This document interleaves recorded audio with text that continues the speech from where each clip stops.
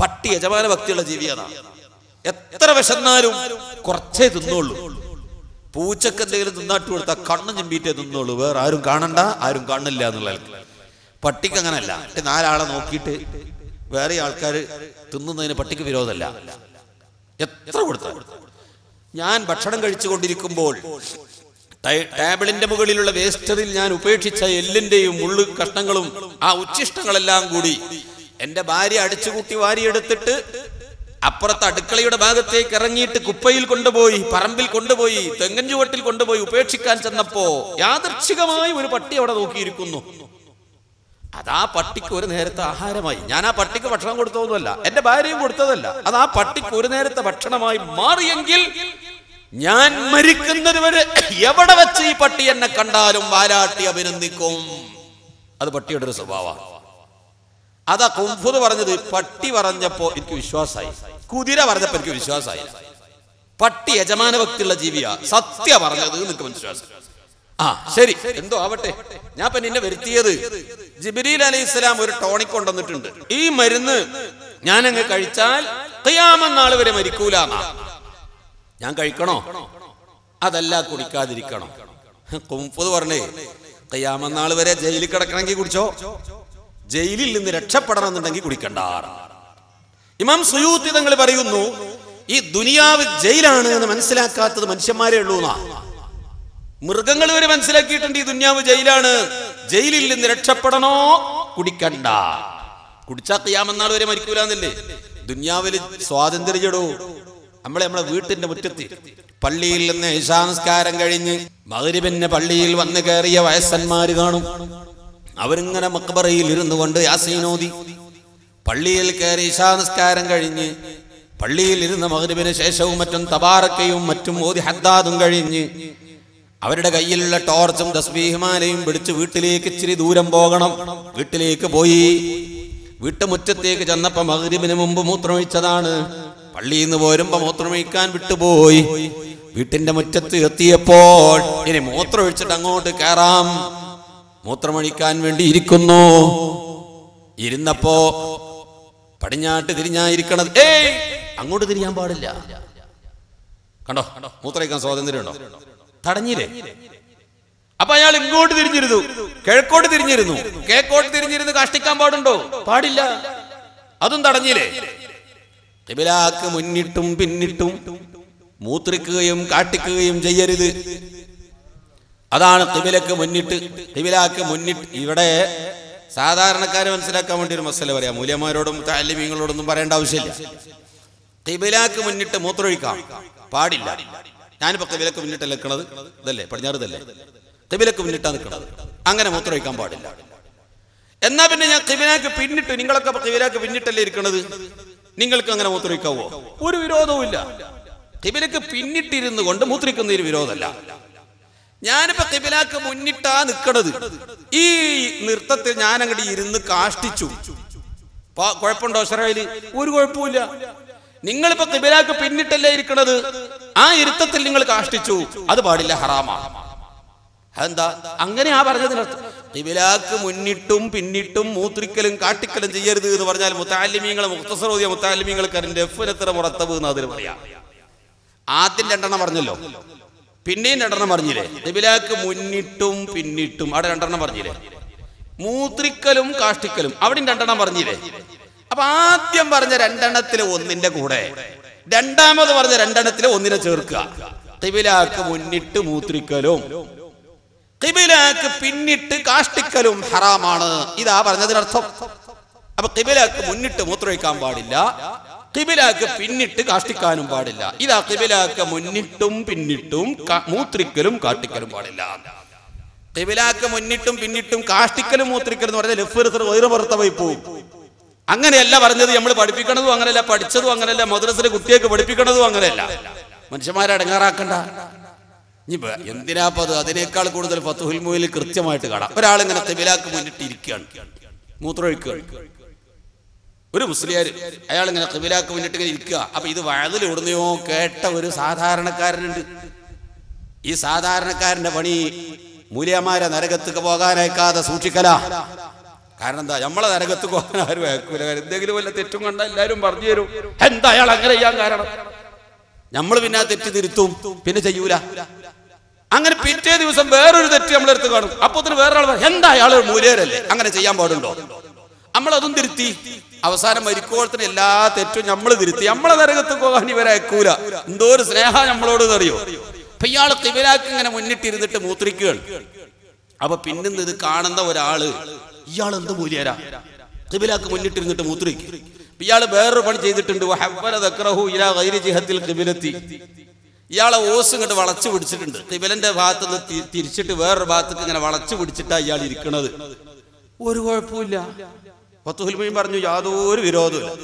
ഇരുത്തം ഖിബിലന്റെ നേരെയാ, പക്ഷെ ഇത് ഇങ്ങോട്ട് ഓസ് വളച്ചു പിടിച്ചിട്ടുണ്ട്, അതുകൊണ്ട് ഒരു കുഴപ്പമില്ല ആ മൂത്രമൊഴിക്കുന്നതിന്.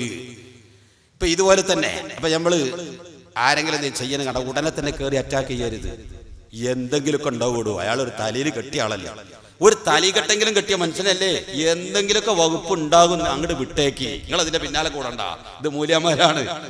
അറ്റെന്ത് ചെയ്യുകയാണെങ്കിൽ എന്തെങ്കിലുമൊക്കെ കുസൃതി ഉണ്ടാവും. നാളെ പരലോകത്ത് രക്ഷപ്പെടാനുള്ള എന്തെങ്കിലുമൊക്കെ ഒരു പുൽക്കോടി അവർക്കറിയും. പറഞ്ഞ നമ്മൾ മോശക്കാരായി പോകും. നമ്മളതിന് കുറ്റം കണ്ടുപിടിക്കാൻ നടന്നാൽ നമ്മളായിരിക്കും ചെയ്ത അമല് അങ്ങോട്ട് എടുത്തു കൊടുക്കേണ്ടി വരും. ഷാഫിമാവ് പറഞ്ഞു, നിങ്ങൾ ചെയ്ത അമല് വേറൊരാൾക്ക് കൊടുക്കേണ്ടി വരും. ഗീബത്ത് പറഞ്ഞ വേറൊരാളെ കുറ്റം പറഞ്ഞാൽ നമ്മൾ ചെയ്ത അമല് അങ്ങോട്ട് കൊടുക്കേണ്ടി വരുമല്ലോ. നിങ്ങൾ ഒരാളെ കുറ്റം പറയുക, നിങ്ങളെ വാപ്പാനെ പറ്റിയേ പറയാൻ പാടുള്ളൂ. അമല് പുറത്താർക്കും പോണ്ട, വാപ്പാ കിട്ടിക്കോട്ടെ. പണ്ടൊരു ഷാഫിമാം ഒരു വിറ്റ് പറഞ്ഞതാ, സംഗതി കറക്റ്റ്, അത് വലിയ കാര്യമുള്ള വിറ്റാ. ഷാഫിമാർ നിങ്ങൾ കുറ്റം പറയുകയാണെങ്കിൽ ബാപ്പാനെ പറ്റിയേ പറയാൻ പാടുള്ളൂ. കാരണം പരലോകത്ത് നിങ്ങളെ അമല് കിട്ടുകയാണെങ്കിൽ ബാപ്പാ കിട്ടിക്കോട്ടെ, വേറെ ആർക്കും. ഈ ജ്യേഷ്ഠന്റെ മോളെ അനുജന്റെ മോള് കെട്ടുക എന്നൊരു പണി പഴയ കാലത്തൊക്കെ നമ്മുടെ നാട്ടിലുണ്ടായിരുന്നത്. വിരോധമൊന്നുമില്ല. എളാപ്പാനും മൂത്താപ്പാനും മക്കൾ തമ്മിൽ വിവാഹം നടക്കണേ, ഇനി വിരോധമൊന്നുമില്ല. ഫാത്തിമ ബിവി അലി റളിയല്ലാഹു അൻഹു തമ്മിൽ കുടുംബബന്ധമുണ്ടല്ലോ, പക്ഷെ ഹറാമൊന്നുമില്ല. അങ്ങനെ വിവാഹബന്ധം നടക്കുന്നതിന് വിരോധമില്ല. ഇപ്പോഴും വിരോധമൊന്നുമില്ല. മൂത്താപ്പാന്റെ മോളെ അത് അങ്ങനെ നാട്ടിലൊരു പതിവ്. എന്താ, സ്വത്ത് പുറത്തു പോകണ്ട, നമ്മളെ കുടുംബത്തിൽ തന്നെ കിടന്നിട്ട് ഇങ്ങനെ കറങ്ങിക്കോട്ടെ എന്ന് വിചാരിച്ചിട്ട് എന്ന പോലെ അമല് പുറത്തു പോകണ്ട. കുറച്ച് ഉമ്മാക്കും കിട്ടിക്കോട്ടെ, കുറച്ച് ബാപ്പാക്കും കിട്ടിക്കോട്ടെ, ഇനി വേണമെങ്കിൽ കുറച്ച് എൻ്റെ മോനും കിട്ടിക്കോട്ടെ. പറയുകയാണെങ്കിൽ നിങ്ങൾ വില പറ്റി പറഞ്ഞാൽ മതി. എന്തായാലും അമല് നമുക്ക് ഫലം ചെയ്യൂല, അത് ഉറപ്പാ. അപ്പൊ ആരെ പറ്റി നമ്മൾ എന്താവണ്ട, കുറ്റം പറയണ്ട. ഇയാള് പല മസാലയും പഠിച്ച മനുഷ്യരാ. ഒരു പക്ഷെ അങ്ങോട്ട് തിരിച്ചു പിടിച്ചിട്ടുണ്ടാവും, അല്ലെങ്കിൽ ഇങ്ങോട്ട് തിരിച്ചു പിടിച്ചിട്ടുണ്ടാവും. ഏതായാലും ഖിബിലക്ക് മുന്നിട്ട് മൂത്രമൊഴിക്കാൻ പാടില്ല. പുറപ്പെടുന്ന നജസ് ഖിബിലന്റെ നേരെയാകരുത് എന്നായി പറഞ്ഞതിനർത്ഥം. ഇതിന്റെ ഉൽഹാസിൽ എന്താ, പുറപ്പെടുന്ന നജസ് ഖിബിലാന്റെ ഭാഗത്തേക്കാകരുത്. മൂത്രാണോ പുറപ്പെടുന്നത്, അത് ഖിബിലന്റെ നേരെയാവരുത്. കാഷ്ടമാണോ പുറപ്പെടുന്നത്, അത് ഖിബിലാന്റെ നേരെയാവരുത്. ഇതാ പറഞ്ഞതിനർത്ഥം. ഏതായാലും മൂത്രിക്കാൻ സുഖമുണ്ടോ, കാഷ്ടിക്കാൻ സുഖമുണ്ടോ? വിചാരിച്ച മാതിരിയൊക്കെ അവനവന്റെ പറമ്പല്ലാത്ത വേറൊരാളെ പറമ്പ് പോയി മൂത്രമൊഴിക്കരുത് എന്നാ. എവിടെയെങ്കിലും കണ്ടോടത്തൊക്കെ പാത്താൻ പറ്റുമോ? അത് മൃഗങ്ങളെ പണിയല്ലേ. മൃഗങ്ങളും മനുഷ്യന്മാരും വ്യത്യാസമില്ലേ. നമുക്ക് 2 കാലല്ലേ ഉള്ളൂ, ആയിട്ട് നിങ്ങൾക്ക് 4 കാലില്ലേ. ഇതെന്നെ വലിയ വ്യത്യാസമല്ലേ. പക്ഷെ പണ്ട് 4 കാലിയാ ഏറ്റവും നല്ലത്. റോട്ടമ്മ കൂടി വണ്ടി ഒഴിച്ച് പഠിച്ച് ഒന്ന് മാറി നേരെങ്കിലും ചെയ്യും. മറ്റൊരു അവിടെ നിൽക്കലോടത്ത് നിന്നാണ് ഒന്നും ഇങ്ങോട്ട് തരും, അല്ലെങ്കിൽ ഇപ്പുറത്ത് ഇങ്ങോട്ട് തരും. ബസ് അതിലെ പോകണി ഓരോ കാലവിടെ ഉണ്ടാവും. വല്ല കാര്യമുണ്ടോ? ഈ ജാതിയല്ലേ. പ്രിയപ്പെട്ട മോമിനിങ്ങളെ, മൃഗങ്ങളെ, ഒരു വയനാട്ടിലിറങ്ങിയ ഒരു പുലിയെ വെടിവെച്ച് കൊന്നതിന് അയാൾ മയക്ക് വെടി വെച്ചിട്ട് അയാളെ കൊന്നാലും, ഒരു പുലിയെ ഒരാൾ വെടിവെച്ച് കൊന്നാൽ ഇന്ത്യൻ ഭരണഘടന വിഭാവനം ചെയ്യുന്ന ആജീവനാന്ത ജയില. രാജീവ് ഗാന്ധിയെ വെടിവെച്ച് കൊന്ന ഇന്ത്യൻ പ്രധാനമന്ത്രി ഇന്ദിരാഗാന്ധിയെ വെടിവെച്ച് കൊന്ന മനുഷ്യന് ആജീവനാന്തം ജയിലിൽ ഇന്ത്യൻ ഭരണഘടന വിഭാവനം ചെയ്ത ബൽഹും അതല്ലു, മൃഗത്തേക്കാൾ അതപ്പതിച്ചു മനുഷ്യൻ എന്നത് കറക്റ്റാ. അപ്പൊ ഏതായാലും മൃഗങ്ങൾ മൂത്രമൊഴിക്കുന്നത് പോലും കാഷ്ടിക്കുന്നത് പോലും ജീവിക്കുന്നത് പോലെയും മനുഷ്യന് പറ്റില്ല. അന്യൊരുത്തന്റെ പറമ്പിൽ മൂത്രമൊഴിക്കാൻ പാടില്ല. അള്ളാഹുവിന്റെ റസൂലിന്റെ കാലത്ത് സഹാബത്ത് ഇങ്ങനെ യുദ്ധത്തിന് പോകുമ്പോ ഒരാളെ വിളിച്ചിട്ട് പറഞ്ഞു, ഛേ മാറിക്കടോ, താൻ യുദ്ധത്തിന് വരണ്ടെന്ന് പറഞ്ഞു. ഇസ്ലാമിൽ ഏറ്റവും പ്രധാനപ്പെട്ട ജിഹാദ് എന്ന അമലിന് നീ വരണ്ട, മാറി നിൽക്കുക എന്ന് പറഞ്ഞു. ഈ സഹാബി, എന്താ റബ്ബേ, ഞാൻ എന്തിനാ മാറിക്കണത്, ഞാൻ എന്ത് തെറ്റാ ചെയ്തത്, മാറി നിൽക്കുക. അല്ലാഹുവിന്റെ റസൂൽ പറഞ്ഞു, നീ ആ അയൽവാസിന്റെ മതിലിന്റെ മൂട്ട് പോയി മൂത്രമൊഴിച്ചാളാ, യുദ്ധത്തിന് വരണ്ട. അയൽവാസിന്റെ പറമ്പിലല്ല, എന്റെ പറമ്പ് ഞാൻ കെട്ടിയ മതില്, പക്ഷെ അത് അയൽവാസിന്റെ മതിലിന്റെ മൂടാ, അതിന്റെ സൈഡിലാ. ആ അയൽവാസിന്റെ മതിലിന്റെ മൂട്ട് പോയിട്ട് നീ മൂത്രമൊഴിച്ച ആളാണ്, ചെയ്തതൊരു ഗുരുത്തജാത്ത പണിയാ, അതുകൊണ്ട് നീ ഞങ്ങളെ കൂടെ യുദ്ധത്തിൽ വരണ്ട. ഇത്രത്തോളം അത് അയൽവക്ക ബന്ധത്തിലേക്ക് നാം മനസ്സിലാക്കേണ്ട ഒരു വിഷയമാണ്. മൂത്രമൊഴിക്കുമ്പോൾ എവിടെയെങ്കിലും മൂത്രമൊഴിക്കാൻ പാടില്ല. ഈ ദുനിയാവ് സ്വാതന്ത്ര്യമില്ല. തോന്നിയ മാതിരി നമുക്ക് വിചാരിച്ച പോലെ ജീവിക്കാൻ പറ്റൂല. അത് അവിശ്വാസിയുടെ മണിയറയാ. അവന് തോന്നിയതൊക്കെ ചെയ്യാം. തുപ്പാൻ പറ്റും. ഖിബലാന്റെ ഭാഗത്തേക്ക് തുപ്പരുത്, വലത്തോട്ട് തുപ്പരുത്, മുൻഭാഗത്തേക്ക് തുപ്പരുത്. ഇത് മൂന്നും നല്ല പണിയല്ല. വലത് ഭാഗത്തേക്ക് തുപ്പുന്നത്, ഈ ഭാഗത്തൊക്കെ ആളുകളാണ് ഉസ്താദുമാര്. ഈ സൈഡിലായി പോയി ഞാൻ. ഇനി വലത്തോട്ടല്ലാതെ തുപ്പാൻ മാർഗമില്ല. ഇടത്തോട്ടാ തുപ്പണ്ടത്. അവിടെ സ്വാലിഹീങ്ങളും നല്ല മനുഷ്യന്മാരുണ്ട്, അല്ലെങ്കിൽ വെറുതെ ജനങ്ങൾ പോകുന്നുണ്ട്. ആ ഭാഗത്തേക്ക് തുപ്പാൻ പറ്റില്ല. വലത് ഭാഗത്തേക്ക് തുപ്പാനും പാടില്ല. പക്ഷെ ഇങ്ങനെ ഒരു കുടുങ്ങിയ ഘട്ടം വന്നാൽ തന്നെ ഒന്ന് തിരിഞ്ഞു മറിഞ്ഞിട്ട് എങ്ങനെയെങ്കിലും അത് വലതു ഭാഗത്ത് തെറ്റിക്കാൻ ശ്രമിക്കണം. അല്ല കുടുങ്ങിപ്പോയി ഒരു കാറിന്റെ ഡ്രൈവർ സീറ്റിലിരുന്ന് വണ്ടി ഓടിക്കുമ്പോ തുപ്പേണ്ടി വന്നാൽ വലത്തോട്ടല്ലാതെ തുപ്പാൻ പറ്റൂല. UAE-യിലും സൗദിയിലൊക്കെ വണ്ടി ഓടിക്കുകയാണെങ്കിൽ ഇടത്തോട്ട് തുപ്പാം. നമ്മളെ നാട്ടിൽ വണ്ടി ഓടിക്കുമ്പോ വലത്തോട്ടല്ലാതെ തുപ്പാൻ കഴിയില്ല. അങ്ങനെ കുടുങ്ങിയ ഘട്ടത്തിലല്ലാതെ ആണാവട്ടെ പെണ്ണാവട്ടെ തുപ്പുന്നത് വലതു ഭാഗത്തേക്ക് ആകാൻ പാടില്ല. മുൻഭാഗത്തേക്ക് തുപ്പാൻ പാടില്ല. ഖിബലാന്റെ ഭാഗത്തേക്ക് തുപ്പാൻ പാടില്ല. പള്ളിയുടെ പടിഞ്ഞാറു ഭാഗത്തുള്ള ജനലിന്റെ സൈഡില് തുപ്പരുത് എന്ന് എഴുതി വെച്ചതിൽ പല കാരണങ്ങളുണ്ട്. ഒന്ന്, പള്ളിയിൽ ആ തുപ്പരത്തിന്റെ ഉമിനീരിന്റെ തുള്ളികൾ വീഴും. പള്ളിയിൽ നിന്ന് തുപ്പേണ്ട മനുഷ്യൻ തല പുറത്തേക്കിട്ട് ജനലിന്റെ ഉള്ളിൽ കൂടി, ഗ്രില്ല് വെക്കാത്ത ജനലാണെങ്കിൽ തുറന്നിട്ട് തല പുറത്തേക്കിടാൻ സൗകര്യം കിട്ടുമെങ്കിൽ തല പുറത്തേക്കിട്ടിട്ട് തുപ്പുകയാ വേണ്ടത്. അല്ലെങ്കിൽ ആ ഉമിനീരിന്റെ അംശങ്ങൾ പള്ളിയിൽ വീഴാൻ സാധ്യതയുണ്ട്. അല്ല, പടിഞ്ഞാറ് ഭാഗത്തെ ജനലുള്ളൂ, തുപ്പരുത്. ഖിബലാന്റെ നേരെ തുപ്പിയ മനുഷ്യൻ നാളെ പരലോകത്തവനെ ഒരുമിച്ച് കൂട്ടുമ്പോൾ മഹ്ശറയിലെ ജനങ്ങളെ അല്ലാഹു തആല സൊഫാക്കിയിട്ടാ നിർത്തുക. സൊഫാക്കിയിട്ട് അല്ലാഹു തആല നിർത്തും. ഈ സൊഫ് എത്ര സൊഫാണ്?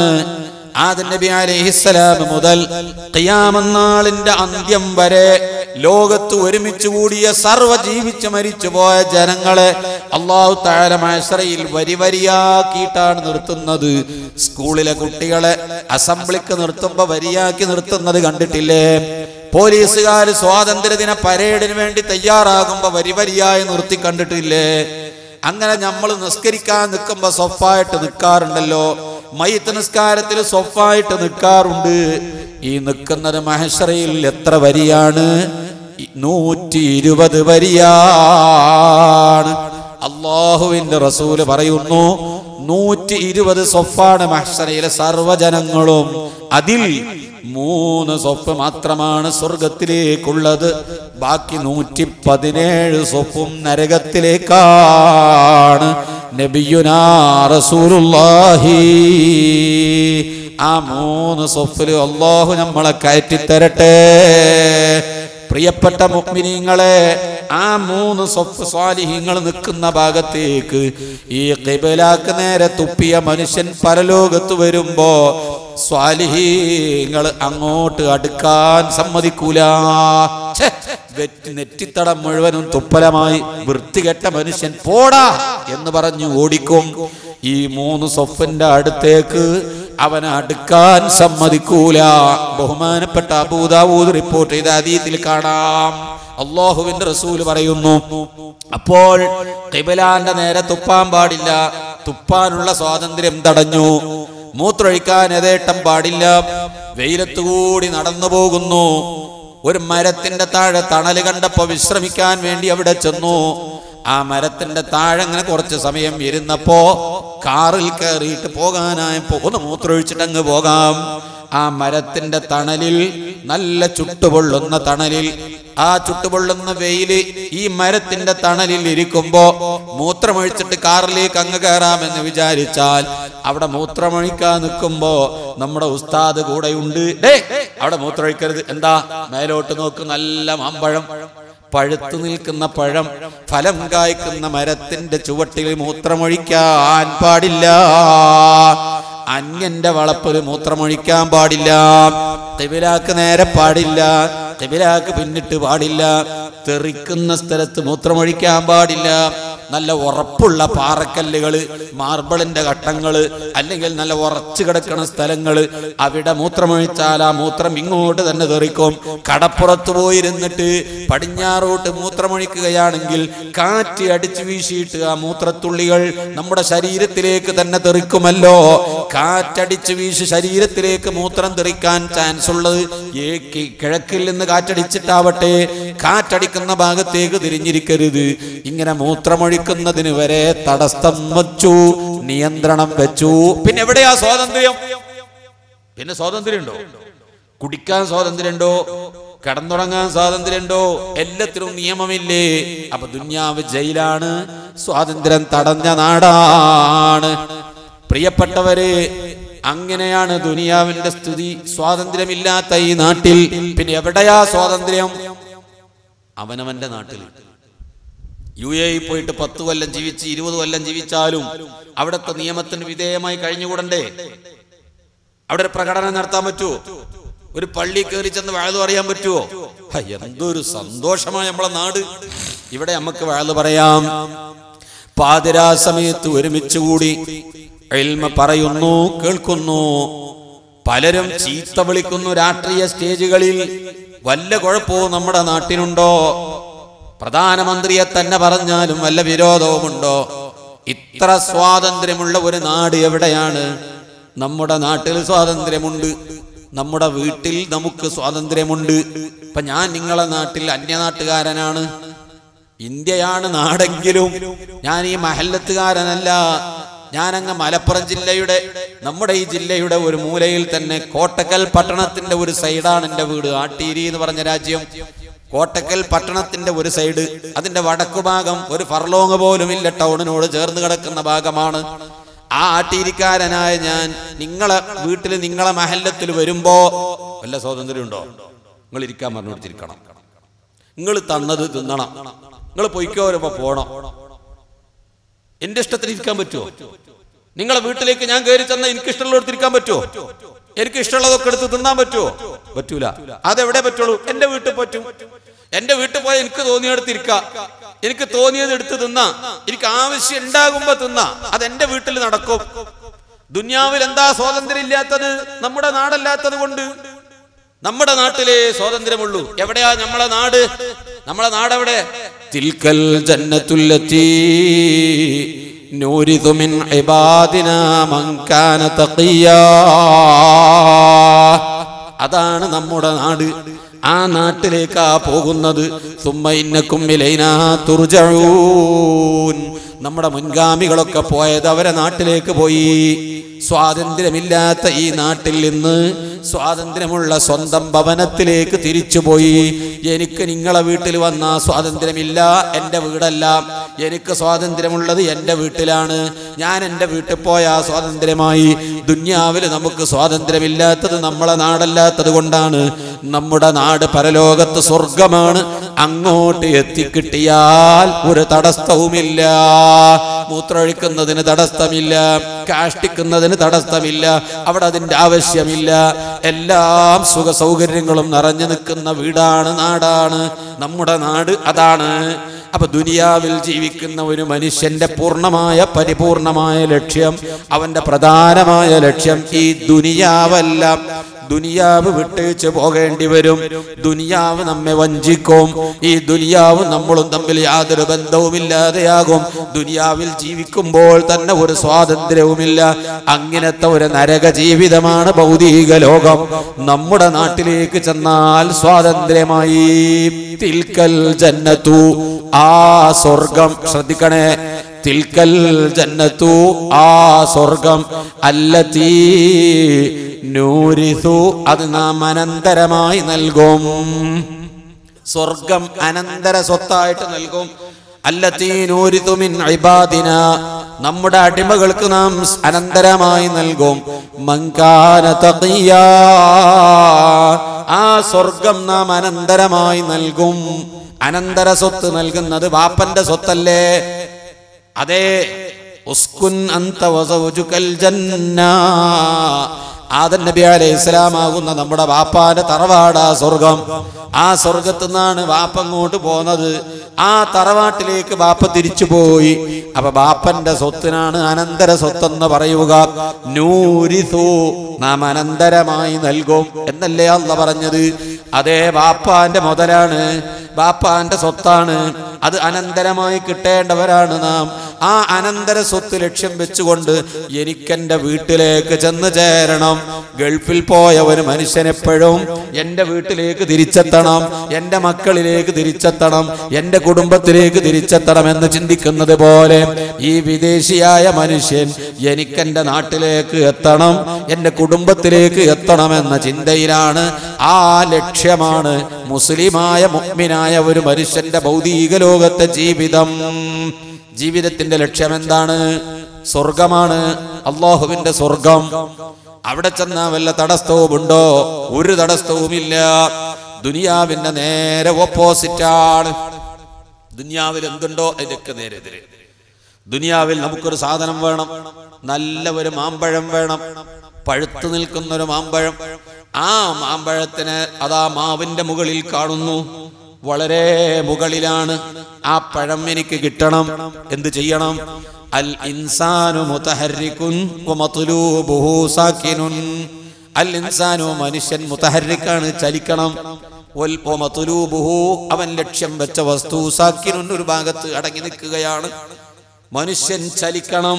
അവൻ ഉദ്ദേശിച്ച വസ്തു ഒരു സ്ഥലത്ത് ലക്ഷ്യം വെച്ച് അവിടെ നിൽക്കുകയാണ്, ഒരു സ്ഥലത്ത് നിൽക്കുകയാണ്.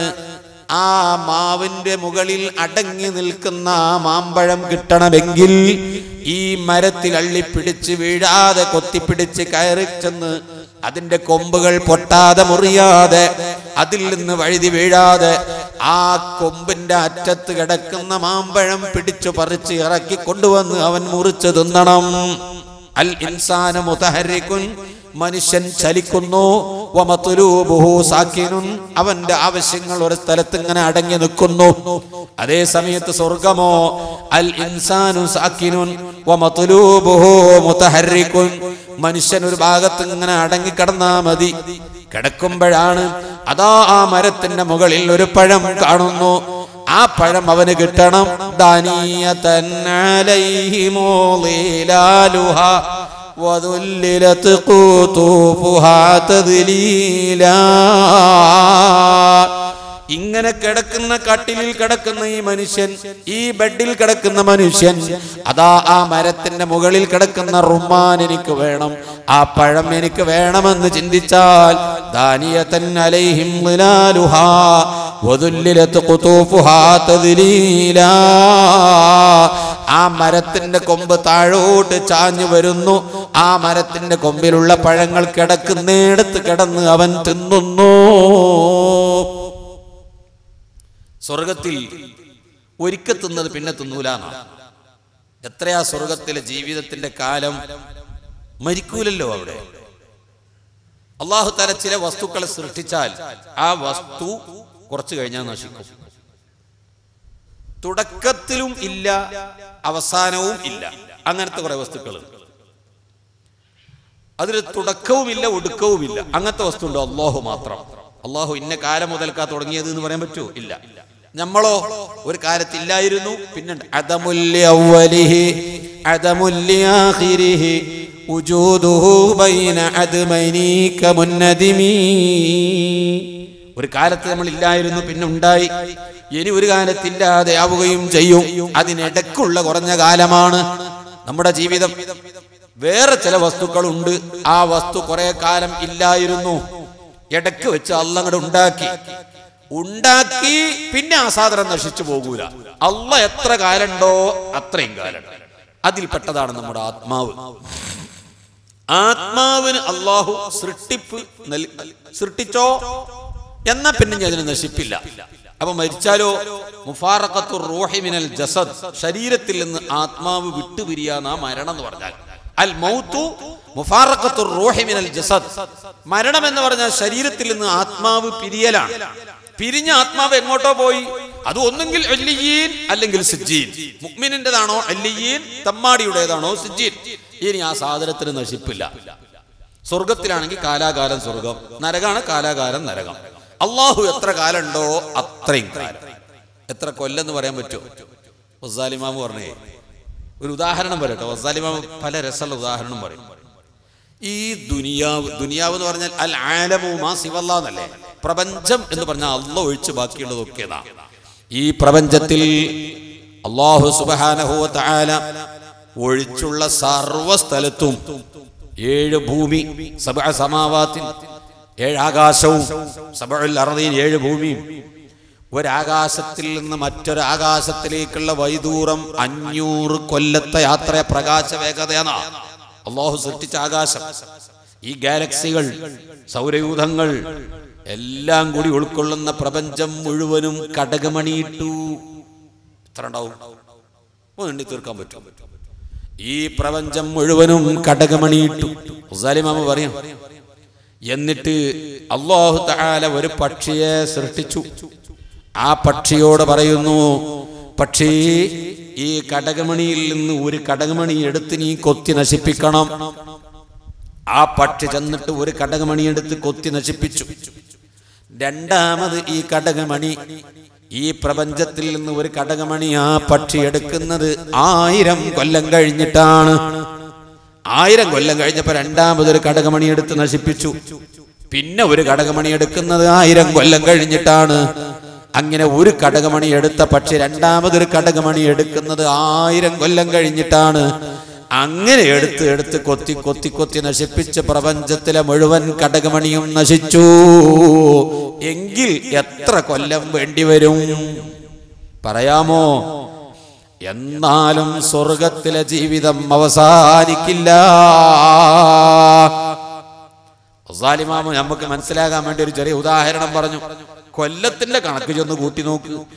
ആ കൊല്ലം മുഴുവനും സ്വർഗത്തിൽ നിന്ന് ഒരു മുറുക്ക് വെള്ളം കുടിച്ചാൽ, അല്ലാഹുമ്മ, നമ്മൾ ഹജ്ജിന് പോകുന്ന സമയത്ത് കഅബ തവാഫ് ചെയ്യുമ്പോ കഅബത്തിന്റെ മുകളിൽ വീഴുന്ന വെള്ളം പുറത്തോട്ട് ഒഴുകാൻ വേണ്ടി വെച്ചിരിക്കുന്ന ഒരു പാത്തി ഉണ്ടല്ലോ, മീസാബ്. ആ സ്വർണപ്പാത്തിയുടെ നേരെ എത്തുമ്പോ ചൊല്ലേണ്ട ഒരു ദിക്റുണ്ട്, സുന്നത്തായ ഒരു ദിക്റ്. അല്ലാഹുമ്മ ദില്ലനി തഹത ദില്ലി അർശിക യൗമ ലാ ദില്ല ഇല്ലാ ദില്ലുക വസ്തിനി മിൻ കഅസി നബിയിക മുഹമ്മദിൻ സല്ലല്ലാഹു അലൈഹി വസല്ലമ ശർബതൻ ഹനീഅതൻ മരീഅതൻ ലാ അളമഉ ബഅദഹാ അബദാ. അർശിന്റെ തണൽ എനിക്ക് തരണേ അല്ലാഹ്. ആ സ്വർഗത്തിൽ നിന്ന് ഹബീബായ നബി തങ്ങളുടെ കൈകൊണ്ട് അവിടെ നിന്ന് വെള്ളം മുക്കി നിറച്ചു വെച്ചിരിക്കുന്ന കോപ്പകൾ, മിൻ കഅസി നബിയിക, കഅസ് എന്ന് പറഞ്ഞാൽ വെള്ളം ഒഴിച്ചു വെച്ച പാത്രത്തിനാണ് കഅസ് എന്ന് പറയുക. ഗ്ലാസ് അതിൽ വെള്ളം നിറച്ചു വെച്ചിട്ടുണ്ടെങ്കിൽ അതിന് കഅസ് എന്ന് പറയും. ആ വെള്ളം നിറച്ചു വെച്ച പാത്രങ്ങൾക്കാണ് മിൻ കഅസി നബിയിക, റസൂലുള്ളാഹിന്റെ വെള്ളം ഒഴിച്ചു വെച്ച പാത്രങ്ങൾ. അതിൽ നിന്ന് എനിക്കൊരു മുറുക്ക് വെള്ളം കുടിപ്പിക്കണേ. എങ്ങനത്തെ വെള്ളമാണ്? അത് കുടിച്ചു കഴിഞ്ഞാൽ ലാ നളുമഉ ബഅദഹാ അബദാ, പിന്നെ ഒരിക്കലും ദാഹിക്കില്ല. സ്വർഗത്തിൽ നിന്ന്, സ്വർഗത്തിൽ എത്ര വെള്ളമുണ്ട്! വഅൻഹാറും മിൻ അസലിൻ മുസഫാ, ശുദ്ധമായ പാലിന്റെ പുഴകൾ, തേനിന്റെ പുഴകൾ. വഅൻഹാറും മിൻ ഖംറിൻ ലദ്ദത്തിൽ ലിശ്ശാരിബീൻ, കുടിക്കുന്ന ആളുകൾക്ക് വളരെ രസം തോന്നുന്ന കള്ളിനാലുള്ള പുഴകൾ തന്നെ അല്ലാഹുവിന്റെ സ്വർഗത്തിൽ കൂടി ഒഴുകിക്കൊണ്ടിരിക്കുന്നു. ആ സ്വർഗത്തിലുള്ള കള്ളുകളും പുഴകളും വെള്ളവും, സഞ്ചബീലുണ്ട്, സൽസബീലുണ്ട്, പല ജാതി വെള്ളങ്ങളും ഖുർആൻ പഠിപ്പിച്ചിട്ടില്ലേ? ഈ വെള്ളങ്ങളിൽ നിന്ന് ഏതെങ്കിലും ഒരു വെള്ളം ഒരു മുറുക്ക് കുടിച്ചാൽ ലാ യളുമഉ ബഅദഹാ അബദാ, പിന്നെ ഒരിക്കലും കുടിക്കേണ്ടി വരില്ല, ദാഹമില്ല. അതിൽ നിന്ന് ഒരു പഴമെടുത്ത് തിന്നു കഴിഞ്ഞാൽ വിശപ്പ് തീർന്നുപോയി, പിന്നെ ഒരിക്കലും ദാഹിക്കുകയില്ല, വിശക്കുകയില്ല. പിന്നെന്തിനാ സ്വർഗത്തുനിന്ന് തിന്നണത്? ഒറ്റ പ്രാവശ്യം വെള്ളം കുടിച്ചാൽ ദാഹമില്ല, പിന്നെ എന്തെങ്കിലും ഒരു ഭക്ഷണം കഴിച്ചാൽ പിന്നിട്ട് വിശപ്പുമില്ല. പിന്നെ എന്തിനാ സ്വർഗത്തുനിന്ന് തിന്നണത്? തിന്നാൻ കിട്ടൂലേ? അതേ സ്വർഗത്തിൽ നിന്ന് ഒരിക്കൽ കുടിച്ച വെള്ളം പിന്നെ കുടിക്കുകയില്ല. സ്വർഗത്തിലെ ഭക്ഷണം ഒരിക്കൽ തിന്നത് പിന്നെ തിന്നുകയില്ല. ഒക്കെ വ്യത്യസ്ത വസ്തുക്കളാണ്. ഇന്നൊരു മാങ്ങ തിന്നെങ്കിൽ നാളെ അത് തിന്നൂല, ആ ഇനത്തിൽപ്പെട്ടത് തിന്നൂല. ഇന്ന് ഒരു പഴം തിന്നെങ്കിൽ അത് ഏത്തക്കയാണെങ്കിൽ നാളെ റോബസ്റ്റ് ആകും, അല്ലെങ്കിൽ പിന്നെ ഇന്നോ ഏത്തക്കയും നാളെ റോബസ്റ്റുമാണെങ്കിൽ പിന്നൊരിക്കലും ജീവിതത്തിൽ അത് തിന്നേണ്ട ആവശ്യമില്ല, അത് തിന്നുകയുമില്ല. അപ്പൊ ഈ പറഞ്ഞ കാലം എത്രയും വ്യത്യസ്ത ഭക്ഷണങ്ങളാ കഴിക്കുന്നത്, വ്യത്യസ്ത പഴങ്ങളാ തിന്നുന്നത്, വ്യത്യസ്ത വെള്ളമാ കുടിക്കുന്നത്. എന്തിനാണ് ഈ കുടിക്കുന്നത്? വിശന്നിട്ടല്ല, ദാഹിച്ചിട്ടല്ല, പിന്നെന്തിന്? ഓരോന്നിന്റെയും ടേസ്റ്റ് അറിയാൻ വേണ്ടിയാണ്. ദുനിയാവിൽ പെണ്ണിനെ കാണാൻ പാടില്ല, പെണ്ണിനെ നോക്കാൻ പാടില്ല, ഹറാമായൊരു പെണ്ണിനെ തൊടാൻ പാടില്ല. സ്വർഗത്തിലോ ഇഷ്ടം പോലെ അല്ലാഹു തആല തന്നിരിക്കുകയാണ്. സ്വർഗത്തിലെ ഒരു പെണ്ണ്, ആ പെണ്ണിന്റെ ശരീരത്തിലേക്ക് ഒരു മനുഷ്യനങ്ങ് കയറിയാൽ അവന്റെ ആനന്ദം ആയിരക്കണക്കിന് വർഷമാണ്. ദുനിയാവിൽ ഒരു പെണ്ണുമായി ബന്ധപ്പെട്ടാൽ, ഭാര്യയുമായി ബന്ധപ്പെടുമ്പോൾ അതിന്റെ സുഖം എത്രയാണ്? മിനിറ്റുകൾ മാത്രമല്ലേ ഉള്ളൂ, ബാക്കിയുള്ളത് അതിന്റെ മുഖദ്ദിമാത്തുകളല്ലേ. അതിന്റെ രസവും അതിന്റെ രതിമൂർച്ചയും ആകെ അല്പം ടൈം മാത്രമല്ലേ ഉള്ളത്. നോക്കൂ നിങ്ങൾ, ഇവിടെ ജനങ്ങൾ വ്യഭിചരിക്കുന്ന ആ മനുഷ്യന് അറിയാം ഇത് ചെയ്യുന്നത് തെറ്റാണ്. മതത്തിന്റെ പരിഗണന ഇല്ലാതെ തന്നെ വ്യഭിചാരം തെറ്റാണ്. എല്ലാ മതങ്ങളും പറയുന്നു വ്യഭിചാരം തെറ്റാണ്, ഇസ്ലാം പറയുന്നു വ്യഭിചാരം തെറ്റാണ്. ഇപ്പൊ കണ്ടില്ലേ നിങ്ങൾ, ഡൽഹിയിൽ വെച്ച് കൂട്ടബലാത്സംഗം നടത്തിയ ആളുകളെ അരിഞ്ഞു കൊല്ലണമെന്ന പെണ്ണുങ്ങൾ പറയുന്നത്. അവരെ കൊല്ലണം, വധശിക്ഷക്ക് വിധേയമാക്കും. ഇസ്ലാമിൽ കൊല്ലണമെന്നൊരു ശിക്ഷ ഉണ്ട്. ഇസ്ലാമിക ഭരണം നടപ്പാക്കുന്ന ഒരു നാട്ടിൽ കൊല്ലാറുമുണ്ട്, കൊല്ലണമെന്നുമുണ്ട്. പക്ഷേ ഇസ്ലാമിന്റെ കൊല്ലുക എന്ന വിധിയെ ആക്ഷേപിച്ചവർ, അതിനെ പരിഹസിച്ചവർ, അത് നിർത്തണമെന്ന് മുറവിളി കൂട്ടുന്നവർ, അവർക്കൊരു പ്രശ്നം വന്നപ്പോ കണ്ടില്ലേ ഡൽഹിയിൽ പ്രകടനം നടത്തിയത്. അവരെന്താ പറയുന്നത്? കൊലക്ക് വിധേയമാക്കണം, വധശിക്ഷ കൊടുക്കണം. എന്തേ? ബസ്സിലിട്ടിട്ട് ഒരു പെണ്ണിനെ, ബസ്സിൽ യാത്ര ചെയ്യുന്നൊരു പെൺകുട്ടിയെ മൃഗീയമായി പീഡിപ്പിച്ചു. ആ കുട്ടിയുടെ ഗുഹ്യഭാഗത്തുകൂടി ഇരുമ്പിന്റെ ഖഡ്ഗം കയറ്റിയപ്പോൾ, എത്രയോ ക്രൂരമായി മർദ്ദിച്ചപ്പോ മനസാക്ഷിയുള്ള മുഴുവൻ മനുഷ്യരും പറയുന്നു, ആ മനുഷ്യന്മാരെ, ആ വേണ്ടാത്തരം ചെയ്ത കക്ഷികളെ വധശിക്ഷക്ക് വിധേയമാക്കണമെന്ന് പറഞ്ഞെങ്കിൽ അതേ പരിശുദ്ധ ഖുർആനിന്റെ നിയമം നടപ്പാക്കണേ എന്ന് ഞങ്ങൾ പറഞ്ഞു പോയാൽ അത് കുഴപ്പമാകരുതേ. നിങ്ങൾ പറഞ്ഞത് ഞങ്ങൾ വേറൊരു ശൈലി പറഞ്ഞു എന്നേ, ആശയമൊക്കെ ഒന്നാ. നിങ്ങൾ പറഞ്ഞത് വധശിക്ഷക്ക് വിധേയമാക്കണം, നമ്മൾ പറഞ്ഞത് കൊല്ലണം. രണ്ടും ഒന്ന് തന്നെ. പൂവ് എന്ന് പറഞ്ഞാലും പുഷ്പം എന്ന് പറഞ്ഞാലും സാധനം ഒന്ന് തന്നെയല്ലേ. നിങ്ങളാ പറഞ്ഞു തന്നെയല്ലേ ഞങ്ങളും പറഞ്ഞിട്ടുള്ളൂ. പക്ഷെ നമുക്ക് വാശിയില്ല. ഇന്ത്യയുടെ ഭരണഘടന വിഭാവനം ചെയ്യുന്ന തത്വം എന്താണോ അതിവിടെ നടപ്പാക്കിയാൽ മതി. പരിശുദ്ധ ഇസ്ലാമിൽ കൊല്ലണമെന്ന നിയമമുണ്ട്, അത് ഇസ്ലാമിക രാഷ്ട്രത്തിൽ നടന്നോട്ടെ എന്നല്ലേ ഞങ്ങൾ ഇത്രയും കാലം പറഞ്ഞിട്ടുള്ളൂ. ഇന്ത്യ രാജ്യത്ത് നടക്കണമെന്ന് ഞങ്ങൾ പറഞ്ഞിട്ടില്ലല്ലോ. പിന്നെന്തിനാ നമ്മളെ കുറ്റം പറയണത്? ഏതോ ആവട്ടെ, ഞാൻ പറഞ്ഞത് അതൊന്നുമല്ല. അത്രമാത്രം എല്ലാ മതങ്ങൾക്കും അറിയാമത് തെറ്റാണെന്ന്, ചെയ്യാൻ പാടില്ലെന്ന്, വ്യഭിചാരം തെറ്റാണെന്ന്, ചെയ്യുന്ന കക്ഷിക്ക് അറിയാമത് പാടില്ലാത്ത പണിയാണെന്ന്. എന്നാൽ പ്രിയപ്പെട്ടവരെ, ഈ വേശ്യാലയം നടത്തുന്നവർ, പെൺവാണിഭം നടത്തുന്നവർ ലോഡ്ജുകൾ എടുത്ത് ആ പെണ്ണിന്റെ കൂടെ സല്ലപിക്കുമ്പോ അവൻ പേടിച്ചുകൊണ്ടല്ലേ ചെയ്യാൻ പറ്റൂ. പോലീസ് റൈഡ് പേടിക്കണം, എയ്ഡ്സ് എന്ന മാരക രോഗം പേടിക്കണം, ജനങ്ങളെ മുമ്പിൽ വഷളാകുമെന്ന് അവൻ അറിയാം. ഈ കുട്ടി വല്ല കേസും കൊടുത്താൽ അതിന് ലക്ഷങ്ങൾ ചെലവാക്കണമെന്നറിയാം. ഇപ്പോൾ ആ കുട്ടിക്ക് എന്തെങ്കിലും പണം കൊടുക്കണമെന്നറിയാം, ഭൗതിക കോടതി ശിക്ഷിക്കുമെന്നറിയാം. ഇതൊക്കെ അറിഞ്ഞിട്ടും തന്റെ ഭാര്യ അറിഞ്ഞ പിണങ്ങി പോകുമെന്നറിഞ്ഞിട്ടും ഈ മനുഷ്യൻ ഇതെല്ലാം വിസ്മരിച്ച് ലക്ഷങ്ങൾ ചെലവഴിച്ച് 1 മണിക്കൂർ ഹറാമായ പെണ്ണിന്റെ കൂടെ വ്യഭിചാരത്തിൽ പങ്കെടുക്കുന്നത് അതിന്റെ രസം കൊണ്ട് തന്നെ. അത്രയും വലിയ രസാണെന്നല്ലേ ഇതിനർത്ഥം. എന്നാൽ ഈ രസം എത്ര സമയ? അല്പം സെക്കൻഡുകൾ മാത്രം. സ്വർഗത്തിലോ ഫുൾ ടൈം ഈ സുഖമാണ്, അതൊരിക്കലും തീരുകയില്ല. ഒരു പെണ്ണിന്റെ ശരീരത്തിലേക്ക് ഒരു മനുഷ്യൻ കയറിയാൽ 8,000-ഓ 80,000-ഓ വർഷം കഴിഞ്ഞിട്ട് ആ ശരീരത്തിൽ നിന്ന് ഇറങ്ങുന്നത് വരെ സുഖിക്കുക തന്നെ. ഈ സുഖം തേടിക്കോ. ആ സുഖത്തിന് വേണ്ടി ആ സ്വർഗം ലക്ഷ്യം വെച്ചുകൊണ്ട് ജീവിച്ച് ഇബാദത്ത് എടുക്കലാണ് ദുനിയാവിൽ ജീവിക്കുന്നതിന്റെ ലക്ഷ്യം. നമുക്ക് ആ സ്വർഗത്തിലെ ശാശ്വതമായ സുഖം ദുനിയാവിലെ നൈമിഷികമായ ഹറാമായ വ്യഭിചാരത്തിലൂടെ നശിപ്പിച്ചു കളയരുത്. ഇവിടെയാണ് മുഅ്മിനീങ്ങളെ മനസ്സിലാക്കേണ്ടത്. ന്യൂ ഇയർ വരാൻ പോവുക, ജനങ്ങളൊക്കെ ആഘോഷത്തിമർപ്പിലാണ്. ഇപ്പോൾ തന്നെ പ്ലാൻ ചെയ്യുകയാണ് പുതുവത്സരത്തെ എങ്ങനെ ആഘോഷിക്കണം, എങ്ങനെ വരവേൽക്കണം. പ്രിയപ്പെട്ട മുഅ്മിനീങ്ങളെ, മദ്യം കുടിച്ച് കോടിക്കണക്കിന് രൂപയുടെ മദ്യം കഴിച്ചുകൊണ്ട് ദുനിയാവിൽ ഒരൊറ്റ ദിവസത്തെ ആഘോഷത്തിന് വേണ്ടി പ്രിയപ്പെട്ട മുസ്ലിം ചെറുപ്പക്കാരെ നിങ്ങൾ വിശേഷിച്ചോ ആ മദ്യപാനത്തിൽ ഒന്ന് ചെന്ന് പെട്ടുകഴിഞ്ഞാൽ ഒരൊറ്റ ദിവസത്തെ ആഘോഷത്തിന് വേണ്ടി നശിപ്പിക്കുന്നത് കാലാകാലം സുഖിക്കേണ്ട സ്വർഗമല്ലേ? ജീവിതത്തിന്റെ ലക്ഷ്യം സ്വർഗം കിട്ടലാണ്. ദുന്യാവിലെ ആ ന്യൂ ഇയർ ആഘോഷിക്കുന്ന സമയത്താണ് അങ്ങ് മരിച്ചു പോകേണ്ടി വന്നാൽ ആ കുടിച്ച മദ്യത്തിൽ എങ്ങാനും അല്പം വിഷം ചേർന്നിട്ടുണ്ടെങ്കിൽ പിറ്റേ ദിവസത്തേക്ക് ജീവിച്ചിരിക്കാതെ ആ മനുഷ്യൻ അവിടെ വെച്ച് മരിച്ചു പോയെങ്കിൽ ദുന്യാവും കഴിഞ്ഞു, ആഖിറവും കഴിഞ്ഞു, ആഖിറവും നഷ്ടപ്പെട്ടില്ലേ? ന്യൂ ഇയർ ആഘോഷത്തിന്റെ പേരിൽ ഒരു ഹറാമായ പെണ്ണുമായി ബന്ധപ്പെടുന്നതോ സംസാരിക്കുന്നതോ തൊടുന്നതോ പിടിക്കുന്നതോ ആ മനുഷ്യൻ അന്നത്തെ ദിവസം ലക്കും ലഗാനും ഇല്ലാതെ പ്രവർത്തിച്ചാൽ നാളെ സ്വർഗത്തിൽ അവന് കിട്ടുന്ന പെണ്ണ് തടയപ്പെട്ടില്ലേ? ദുനിയാവിൽ ഒരു പെണ്ണുമായുള്ള ബന്ധം, അതിന്റെ രസം പബ്ലിക് ഓപ്പൺ സ്റ്റേജുകളിൽ പറയാൻ പറ്റിയതല്ല, ഞാൻ അത് പറയുന്നുമില്ല. ഖബറിൽ ഒറ്റ കാര്യം മനസ്സിലാക്കിക്കോ, ഖബറിൽ ചോദ്യോത്തരം കഴിഞ്ഞ് മലായികത്തിന്റെ ചോദ്യം കഴിഞ്ഞ് തിരിച്ചു പോകുമ്പോൾ, മലക്കുകൾ തിരിച്ചു പോകുമ്പോ ആ മനുഷ്യൻ മുഅ്മിനാണ്, എല്ലാറ്റിനും മറുപടി പറഞ്ഞവനാണ്. അവനോട് പറയുന്നത് നംകരൗമത്തിൽ അറൂസ്,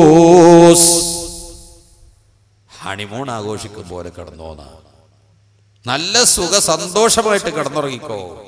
ഒരു ഭർത്താവ് തന്റെ ഭാര്യയുടെ മാറിടത്തിൽ സന്തോഷിച്ച് കിടന്നുറങ്ങുമ്പോ വല്ലതും പേടിക്കണോ? ആരും പേടിക്കണ്ട, ധൈര്യമായ ഒരു പെണ്ണിന്റെ കൂടെ കിടന്നോ. എന്തെങ്കിലും ഒരു നിയന്ത്രണമുണ്ടോ? സന്തോഷിച്ച് കിടന്നുറങ്ങി, അതുപോലെ ഉറങ്ങി. ഖബറിൽ മോമിനീങ്ങൾക്ക് കൊടുക്കുന്ന സുഖത്തെ ഉപമപ്പെടുത്തിയത് ദുന്യാവിൽ ഭാര്യയും ഭർത്താവും സന്തോഷിച്ച് കിടക്കണ കിടത്തത്തിന്റെ കൂടെ. അത് ഭയങ്കര രസമുള്ളതാണ്, ഭയങ്കര സന്തോഷമാണ്. അതുകൊണ്ട് തന്നെയാണ് ഈ മനുഷ്യന്മാർ ഇമ്മാതിരി വേണ്ടാത്തത് തെറ്റാന്ന് അറിഞ്ഞിട്ടും ചെയ്യണത്. എല്ലാ മതങ്ങളും ഇത് തെറ്റാന്ന് പറഞ്ഞിട്ടും മനുഷ്യൻ ചെയ്യണത്. അതുകൊണ്ട് മാരകമായ എയ്ഡ്സ് രോഗം വരുന്ന അറിഞ്ഞിട്ടും ഇത് ചെയ്യണത് അതിന്റെ സന്തോഷ രസം കൊണ്ട് തന്നെയല്ലേ? ആ രസം സ്വർഗത്തിൽ വെച്ച് കിട്ടാൻ വേണ്ടി മോഹിച്ചുകൊണ്ട് ദുനിയാവിൽ ഹറാമായ പെണ്ണിന്റെ കൂടെ പോകാതിരിക്കാൻ. പ്രിയപ്പെട്ട സഹോദരിമാര്, അല്ലാഹു സുബ്ഹാനഹു വ തആല ഇത് എത്രമാത്രം ഹറാമാക്കി. ഗൾഫിൽ ഭർത്താക്കന്മാർ, ഭാര്യമാര് നാട്ടില്, ഈ ഭർത്താക്കന്മാര് ഗൾഫിൽ അവരുടെ ഭാര്യയും മക്കളും എന്ന് വിചാരിച്ചാ ജീവൻ തുലക്കുന്നത്. കിട്ടുന്ന മരുഭൂമിയിൽ കിട്ടുന്ന ദിർഹമുകൾ കയ്യിൽ വരുമ്പോ, റിയാലുകൾ കയ്യിൽ വരുമ്പോ, മാസം തികയുമ്പോ നാട്ടിലേക്ക് അയച്ചു കൊടുത്തിട്ട് ഭാര്യ ഇവിടെ അതുകൊണ്ട് എന്തൊക്കെ ചെയ്തു സന്തോഷിച്ചവൾ കഴിഞ്ഞുകൂടുന്നു. ഈ മനുഷ്യൻ ഗൾഫിൽ കടന്ന് അദ്ദേഹത്തിന്റെ കരളുരുകി പ്രവർത്തിക്കുന്നു. പ്രിയപ്പെട്ട ഭാര്യമാരെ, ഗൾഫ് ഭർത്താക്കന്മാരെ വഞ്ചിച്ച് എവിടെ നിന്നോ വിളിച്ചു കേട്ട ഒരു മൊബൈലിന്റെ പിന്നാലെ ഇറങ്ങിച്ചെന്ന് നിങ്ങളുടെ സ്വർണാഭരണങ്ങളും നിങ്ങളെ ശരീരവും ഊറ്റിക്കുടിച്ചാൽ, അവന്റെ കത്തി നിൽക്കുന്ന ദാഹം ശമിച്ചാൽ പിന്നെ നിങ്ങളെ അവന് വേണ്ട. ഏതെങ്കിലും പറങ്ങിമാവ് കൊമ്പത്ത് നിങ്ങളെ കെട്ടിത്തൂക്കി, ഏതെങ്കിലും മാവിൻ കൊമ്പത്ത് നിങ്ങളെ കെട്ടിത്തൂക്കി. ഇത് വായിച്ച ഒരു പെണ്ണ് പിന്നെ എങ്ങനെ ഇറങ്ങിപ്പോവാ? പത്രത്തിന് ചരമകോളത്തിനായിട്ടൊരു പേജ് ഉണ്ട്, ഇപ്പൊ ഇതിനായിട്ടൊരു പേജ് വേണ്ടേ? അതിന് മാത്രം റിപ്പോർട്ട് പേപ്പറിലില്ലേ? ഒരു പേപ്പർ മറിച്ച് നിങ്ങൾ നാളത്തെ പേപ്പർ മറിച്ചിട്ട് ഒന്ന് ഡിക്ക് ചെയ്ത് നോക്കൂ. തട്ടിക്കൊണ്ടുപോകലുകളും ഈ മൊബൈൽ ഫോൺ ദുരന്തങ്ങൾ വരുത്തി വെക്കുന്ന വിനയുടെ റിപ്പോർട്ട് മാത്രം ഒന്ന് മാർക്ക് ചെയ്ത് നോക്കൂ. അതെല്ലാം കൂടി ഒരു പേജിൽ കൊടുക്കുക, ചരമകോളം കൊടുത്ത പോലെ കൊടുക്കാൻ മാത്രം ആയിട്ടില്ല. ഇപ്പോ ഡസൻ കണക്കിന് റിപ്പോർട്ടല്ലേ? സുബഹിസ്കരിച്ചത് വായിക്കാൻ പറ്റുമോ? ഞാൻ പറഞ്ഞ അസ്രദേശം വായിച്ചാൽ മതി പേപ്പർ. അതിന് മാത്രം തരം താഴ്ന്നു പോയി അതിന് റിപ്പോർട്ടുകൾ. പ്രത്യേകിച്ചും ചെറുപ്പക്കാരെ, ഖുർആനും കൂടി ഓതാതെ എടുത്ത് വായിക്കല്ലേ കേട്ടോ. വല്ലാത്ത കുരുത്തക്കട. അള്ളാന്റെ കലാമായ ഖുർആനൊന്നും നോക്കിയിട്ടില്ല, പേപ്പർ സുബഹിസ്കരിച്ച പാട് കിട്ടാൻ ഞാൻ വലിയ ബേജാറാണ്. ഇതാണ് മനുഷ്യന്റെ അവസ്ഥ. ഈ നിലക്ക് വർദ്ധിച്ചു. അത് വായിച്ച പെണ്ണെങ്ങനെ ഇറങ്ങിപ്പോകും. ഇവിടെ ഞാൻ പെണ്ണുങ്ങളെ ഒരു കാര്യം ഓർമ്മപ്പെടുത്തുന്നു. കള്ളു കുടിക്കാൻ പാടുണ്ടോ? ഇല്ല, ഹറാമാണ്, കടുത്ത തെറ്റാണ്. മദ്യപിച്ചാൽ ആ മനുഷ്യൻ ഈമാൻ കിട്ടാതെ യുഖ്ശാ അലൈഹി സൂഉൽ ഖാത്തിമ, അവസാനം ഈമാൻ ഇല്ലാതെ മരിച്ചു പോകേണ്ടി വന്നേക്കാം. പേടിക്കേണ്ട ഒരു വിഷയമാണ്. 10 മില്ലി കള്ള് രോഗം മാറണമെന്ന ഉദ്ദേശത്തിൽ ഒരു മനുഷ്യൻ കഴിച്ചിട്ട് മരിക്കുമ്പോ ഷഹാദത്ത് ചെല്ലാൻ കഴിയാത്ത അവസ്ഥകൾ ചരിത്രം പഠിപ്പിക്കുന്നുണ്ട്. എന്റെ വിഷയം അതല്ലാത്തത് കൊണ്ടാണ് അതിലേക്ക് ഞാൻ കടക്കുന്നില്ല. അതാണ് മദ്യപാനം. പക്ഷേ ഒരാള് കത്തി കഴുത്തിൽ വെച്ചിട്ട് ആ കത്തി ഇങ്ങ് കുത്തി ഇറക്കാൻ വേണ്ടി മൂർച്ചയേറിയ ഒരു കത്തി കഴുത്തിൽ കുത്തിവെക്കുന്നു. നിന്നെ ഞാൻ ഇപ്പൊ കൊന്നുകളയും, ഇതങ്ങ് കുടിച്ചില്ലെങ്കിൽ ഈ നിമിഷം നിന്നെ ഞാൻ കൊന്നുകളയും. ഉറപ്പാ, ഇവൻ ആള് പെശക, അവൻ എന്നെ കൊന്നുകളയും. എനിക്ക് പൂർണ്ണമായ ബോധ്യം പെട്ടു, ഇവൻ എന്നെ കൊല്ലുമെന്നെനിക്ക് ഉറപ്പായാൽ എനിക്ക് ആ മരണത്തിൽ നിന്ന് രക്ഷപ്പെടാൻ വേണ്ടി അത് കുടിക്കാം. ശറഅന്റെ വിധി. കള്ള് ഹറാമന്നെ, പക്ഷെ അല്ലാഹു തആല അവിടെ ഒരു വിട്ടുവീഴ്ച നമുക്ക് ചെയ്യുന്നുണ്ട്. മരണത്തിൽ നിന്ന് രക്ഷപ്പെടാൻ വേണ്ടി അങ്ങനത്തെ ഒരു നിർണായക ഘട്ടത്തിൽ കുടിക്കാം. ചത്തത് തിന്നാൻ പാടുണ്ടോ? കോഴി ചത്തുപോയി, അതിനെ തിന്നാൻ പാടില്ല. പോത്ത് ചത്തുപോയി, അതിനെ തിന്നാൻ പാടില്ല. ചത്തത് തിന്നത്, ശവം തിന്നൽ അനുവദിച്ചത് മത്സ്യം മാത്രമാണ്. മത്സ്യം ചത്താലും തിന്നാമെങ്കിലും വലിയ മത്സ്യങ്ങളെ അറുക്കൽ സുന്നത്താണ്.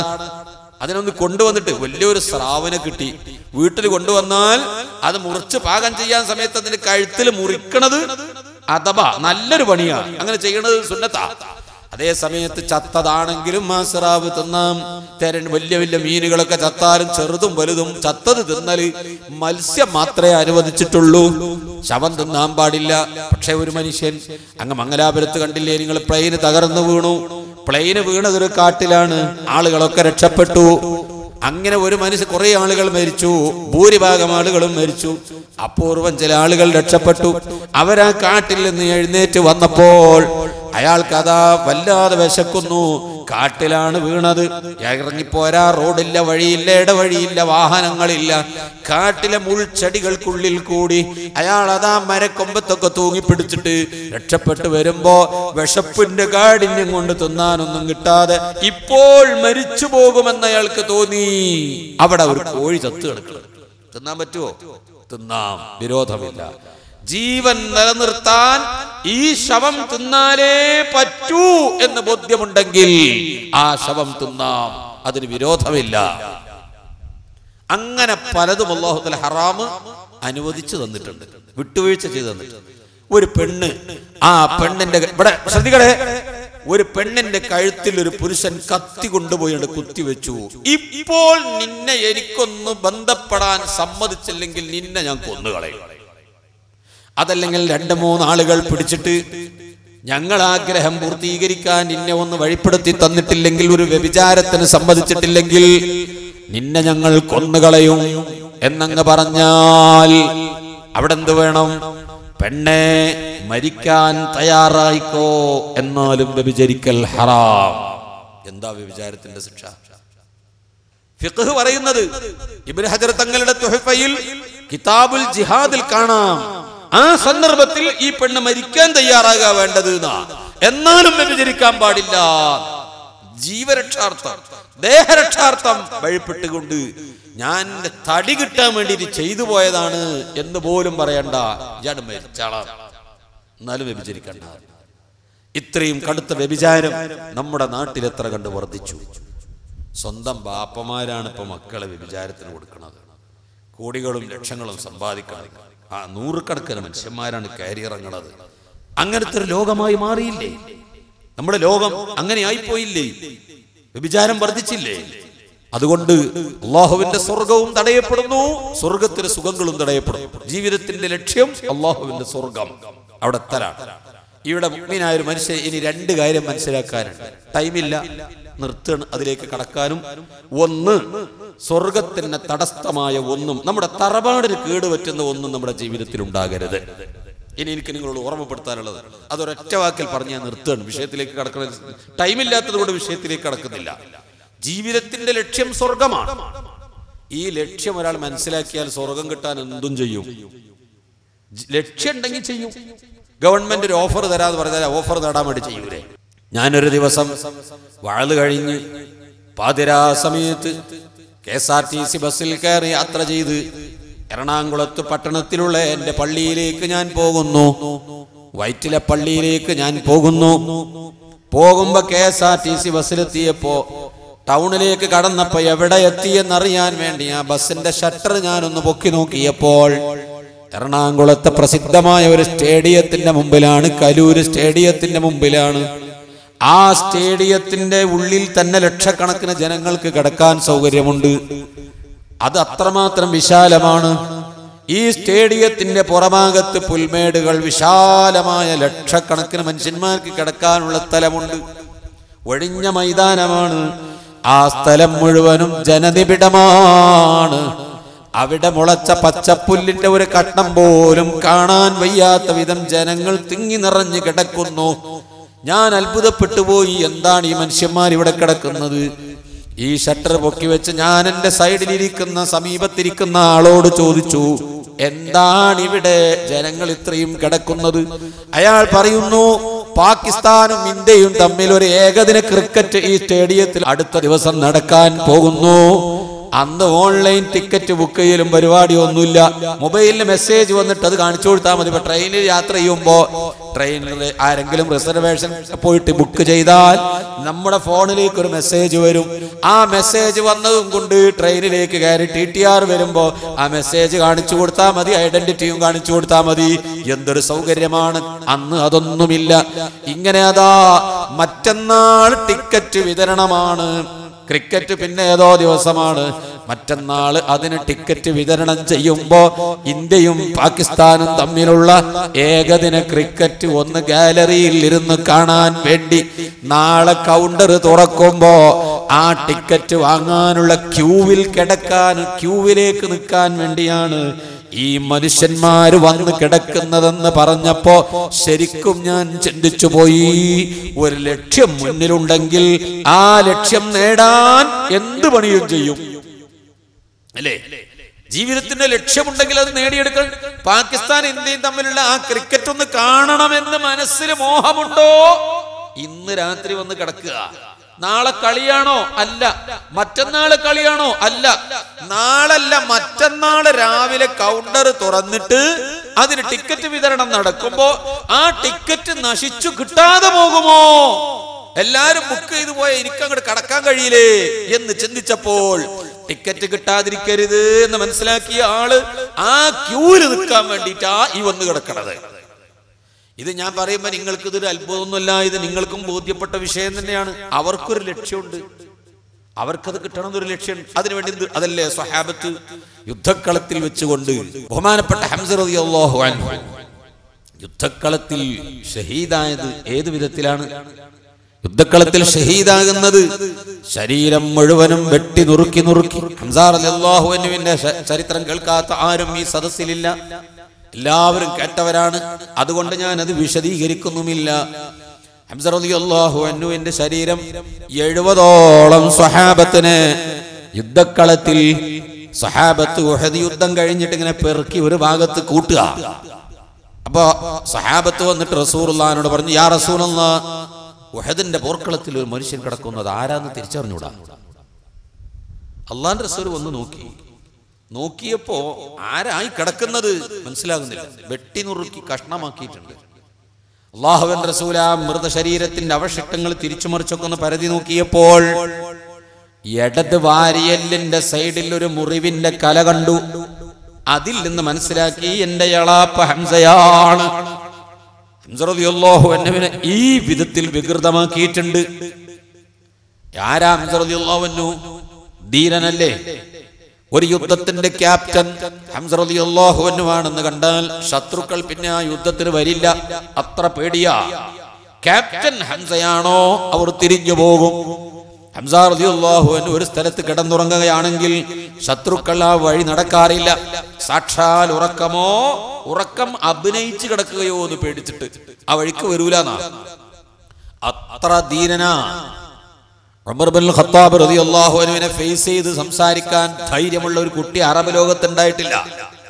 കിസ്റാ വിറക്കും കൈസറും ഞെട്ടുന്നതാ എന്ന് കവി പറഞ്ഞതുപോലെ ലോകം മുഴുവനും ആ പേര് കേട്ടാ വിറച്ചു പോകും. അത്ര ധീരനാ. ജബ്ബാറും ഫിൽ ജാഹിലിയ്യത്തി വഖവ്വാറും ഫിൽ ഇസ്ലാം. ബഹുമാനപ്പെട്ട സിദ്ദീഖ് റളിയല്ലാഹു അൻഹു ചോദിച്ചില്ലേ, നീ വലിയ ധൈര്യവാനല്ലേ, ഇസ്ലാമിൽ വരുന്നതിന് മുൻപും എല്ലാ ലോകത്തും എല്ലാവർക്കും പേടിയാ.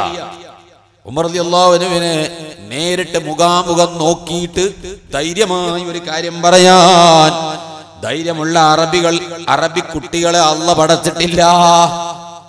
പ്രിയപ്പെട്ടവരെ, ദാറുൽ അർഖമിന്റെ വീട്ടിൽ സ്വകാര്യമായി ഇസ്ലാമത പഠനം നടന്നുകൊണ്ടിരിക്കുക. അപ്പോ അബൂജഹലിന്റെ വീട്ടിൽ യോഗം കൂടി, ദാറുൻ നദ്വത്തിൽ യോഗം കൂടിയിട്ട് നവോത്ഥാന കൂട്ടർ യോഗം കൂടുകയാണ്. അവിടെ യോഗം കൂടിയിട്ട് തീരുമാനിക്കുകയാണ് അല്ലാഹുവിന്റെ റസൂലിനെ കൊല്ലാൻ വേണ്ടി. ദാറുൻ നദ്വയിൽ അബൂജഹലിന്റെ നേതൃത്വത്തിൽ ആ തീരുമാനം. ആര് കൊല്ലും? റസൂലുള്ളാഹിനെ കൊല്ലാൻ 100 ഒട്ടകം സമ്മാനം തരാന്നാ. 100 ഒട്ടകം എന്ന് പറഞ്ഞാൽ ഇപ്പൊ നിങ്ങൾക്ക് അതിന്റെ വില മനസ്സിലായോ? 10 ലിറ്റർ പാല് കറക്കുന്ന ഒരു പശുവിന്, ഈ കാരണന്മാര് പറയും, വയസ്സന്മാര് പറയും, 10 ലിറ്റർ പാല് കറക്കുന്ന ഒരു പശുവിന് നിങ്ങളുടെ നാട്ടിൽ എന്താ വില? ഏകദേശം പറഞ്ഞാൽ മതി. ഇപ്പൊ കൃത്യ കണക്കൊന്നും വേണ്ട. ഉളുഹിയത്തിന് ആരും പിരിവുണ്ടാക്കി വാങ്ങാൻ പോവല്ലോ. 10,000 ഉറുപ്പിക കൊടുക്കണ്ടേ 10 ലിറ്റർ പാല് കറക്കണ ഒരു പശുവിന്? എന്നാൽ 10,000 ഉറുപ്പിക പശുവിന് 80 ലിറ്റർ പാല് കിട്ടും. ഒരു ഒട്ടകത്തിന് 80 ലിറ്റർ പാല് ഒരു സമയത്ത് കറക്കും. അപ്പൊ എത്ര ഉറുപ്പിക കൊടുക്കണം? അങ്ങനത്തെ 100 ഒട്ടകം തരാന്നാ. ഇന്നിപ്പോ വിമാനം തരാന്ന് പറഞ്ഞ സ്ഥാനത്താ 100 ഒട്ടകം തരാന്ന് പറഞ്ഞാൽ വലിയ വലിയ കണ്ടെയ്നർ ലഗേജ് പാർസൽ കൊണ്ടുപോകുന്ന വലിയ വിമാനങ്ങളെ പോലെ ആണ് അറബികൾക്ക് ഒട്ടകം. ഇത് വിചാരിച്ചിട്ട് ഉമർ റളിയല്ലാഹു അൻഹു വാൾ എടുത്ത് ഇറങ്ങി അതാ ഉമർ വരുന്നു. പടച്ചവനെ, ഉമർ റളിയല്ലാഹു അൻഹു വെട്ടാൻ വരുമ്പോ ഉണ്ടായ അത്ഭുതത്തിൽ ഏറ്റവും പ്രധാനപ്പെട്ട അത്ഭുതമാണ് ഉമർ റളിയല്ലാഹു അൻഹുവിന്റെ ഹൃദയത്തിന്റെ ഹിദായത്തിന്റെ കൊച്ചോളങ്ങൾ അലയടിക്കാൻ തുടങ്ങിയതിന്റെ ആദ്യത്തെ പടി താൻ ആരാധിച്ചു കൊണ്ടിരിക്കുന്ന വിഗ്രഹം തന്നോടൊരു പാട്ടുപാടിയുന്ന. ഉമറേ, എങ്ങട്ടായി പോണത്? മുഹമ്മദിനെ കൊല്ലാനോ? ആ ദീനിന്റെ സഹായിയാകണ്ട നീ ആ മുഹമ്മദിനെ കൊല്ലാനാണോ പോകുന്നത്? എങ്കിൽ അത് വെറുതെയാണ് കേട്ടോ. താൻ സ്ഥിരം ആരാധിച്ചു കൊണ്ടിരിക്കുന്ന ഒരു വിഗ്രഹം തന്നോടൊരു പാട്ടുപാടിയപ്പോൾ ആ ഹൃദയത്തിന്റെ പ്രഥമ കൊച്ചോളങ്ങൾ, ഹിദായത്തിന്റെ പ്രഥമ കൊച്ചോളങ്ങൾ ആ ഹൃദയത്തിൽ അവിടെ നിന്നാ തുടക്കം കുറിച്ചത്. പിന്നെ ആ ഖുർആൻ ഒത്ത് കേൾക്കുന്നത്. സീറത്തുൽ ഹബീബൊക്കെ നോക്കിയാൽ ആ പാട്ടൊക്കെ അവിടെ പറഞ്ഞിട്ട് ടൈമില്ലാത്തതുകൊണ്ടാണ് അതിലേക്കൊന്നും കടക്കുന്നില്ല. ഈ വാളുമായി വരുമ്പോ സഹാബത്ത് പറഞ്ഞു, നബിയേ കഴിഞ്ഞു നമ്മളിവിടെ വെച്ച് അവസാനിച്ചു, ഇനി നമുക്ക് ഇവിടെ. ഉമറാണ് വരുന്നത്, കയ്യില് വാളാ, മുഴുവണ്ണത്തിനും കൊന്നിട്ടേ തിരിച്ചു പോവുകയുള്ളൂ. ഇറങ്ങിയതല്ലേ, തീരുമാനിച്ച പിന്നെ അത് പിന്തിരിയുന്ന പ്രശ്നമല്ല. അങ്ങനെ ഉമർ റളിയല്ലാഹു അൻഹു വന്നപ്പോ ദുനിയാവിലൊരു മനുഷ്യൻ ചെല്ലോ ഉമർ റളിയല്ലാഹു അൻഹുവിന്റെ മുഖത്ത് നോക്കിയിട്ട് ധൈര്യമായിട്ടൊരു വർത്താനം പറയാൻ. ഹംസ റളിയല്ലാഹു അൻഹു ആ വാതുക്കലവിടെ പോയി. നിങ്ങൾ ആരും പേടിക്കണ്ട, ഇന്നല്ലാഹ മഅ അല്ലാഹല്ലേ നമുക്ക്, നിങ്ങൾ അവിടെ ഇരിക്കി. ഹംസ റളിയല്ലാഹു അൻഹു വാതുക്ക പോയി. അവിടെ ഗേറ്റ് ഇങ്ങനെ കടന്നു വരിക. ഉമർ റളിയല്ലാഹു അൻഹു ആ വാളുള്ള കയ്യിനവിടെ പിടിച്ചു. ഉമറേ, നിന്റെ വരവിന്റെ പിന്നിൽ സതുദ്ദേശമാണെങ്കിൽ നിനക്ക് നന്ന്, വല്ല ദുരുദ്ദേശവും നിന്റെ വരവിന്റെ പിന്നിൽ ഉണ്ടെങ്കിൽ ഹംസ ഇവിടെ ഉണ്ടെന്ന കാര്യം മറക്കണ്ട എന്ന് ഈ ഭൂമിക്ക് മുകളിൽ ഉമർ റളിയല്ലാഹു അൻഹുവിന്റെ മുഖത്ത് നോക്കി സംസാരിക്കാൻ അറബ് ലോകത്ത് ഹംസ റളിയല്ലാഹു അൻഹു മാത്രമേ ഉള്ളൂ. അത്ര ധീരനാ. ഉമറിന് പോലും ഹംസയെ പേടിയാണ്. അപ്പൊ ഹംസ റളിയല്ലാഹു അൻഹു ആരാ? ആ ഹംസ റളിയല്ലാഹു അൻഹു കിടക്കണത്.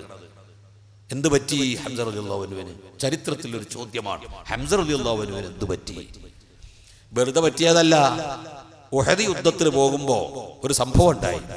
യുദ്ധത്തിന് പോകുന്ന സമയത്ത് അല്ലാഹുവിന്റെ റസൂല് 300ഓളം മുനാഫിഖുകൾ വഴിയിൽ വെച്ച് പിന്തിരിഞ്ഞപ്പോ അല്ലാഹുവിന്റെ റസൂൽ പറഞ്ഞു, നിങ്ങൾ യുദ്ധമൊന്നും ചെയ്യണ്ട, അദദുർ റൂസിൽ തലയെണ്ണം കാണിക്കാൻ വന്നാ മതി, ഞങ്ങളെ കൂടെ കുറച്ച് ആൾക്കാരുണ്ട്, ഞങ്ങള് എന്തെങ്കിലും മുശ്രിക്കീകൾ കണ്ടിട്ട് ഒന്ന് പേടിക്കട്ടെ, നിങ്ങൾ ഞങ്ങളെ കൂടെ ഒന്ന് വന്നാൽ മതി, നിങ്ങൾ യുദ്ധമൊന്നും ചെയ്യേണ്ട, ഒരു ഭാഗത്ത് അടങ്ങി ഒരു ഭാഗത്തിരുന്നാ മതി എന്ന് കേണപേക്ഷിച്ചിട്ടും അവർ വന്നില്ല. സ്വഹാബത്തിന്റെ മുന്നോട്ടുള്ള ഗമനത്തെ മടുപ്പിക്കാൻ വേണ്ടി വഴിയിൽ വെച്ചവർ പിന്തിരിഞ്ഞു. 300 ആളാണ് പിന്തിരിഞ്ഞു. ശരിക്കും ക്ഷീണിച്ചു. പക്ഷെ അല്ലാഹുവിന്റെ റസൂൽ പറഞ്ഞു, ഇനി പറ്റില്ല, ഇനി ഒന്ന് സഫായി ഒന്ന് ശക്തി തെളിയിച്ച് ഒരു സ്കൗട്ടൊക്കെ നടത്തി സുഖമായിട്ട് റാഹത്തായിട്ട് വേണം പോകാൻ, ധൈര്യം പ്രകടിപ്പിച്ചിട്ട് വേണം പോകാൻ.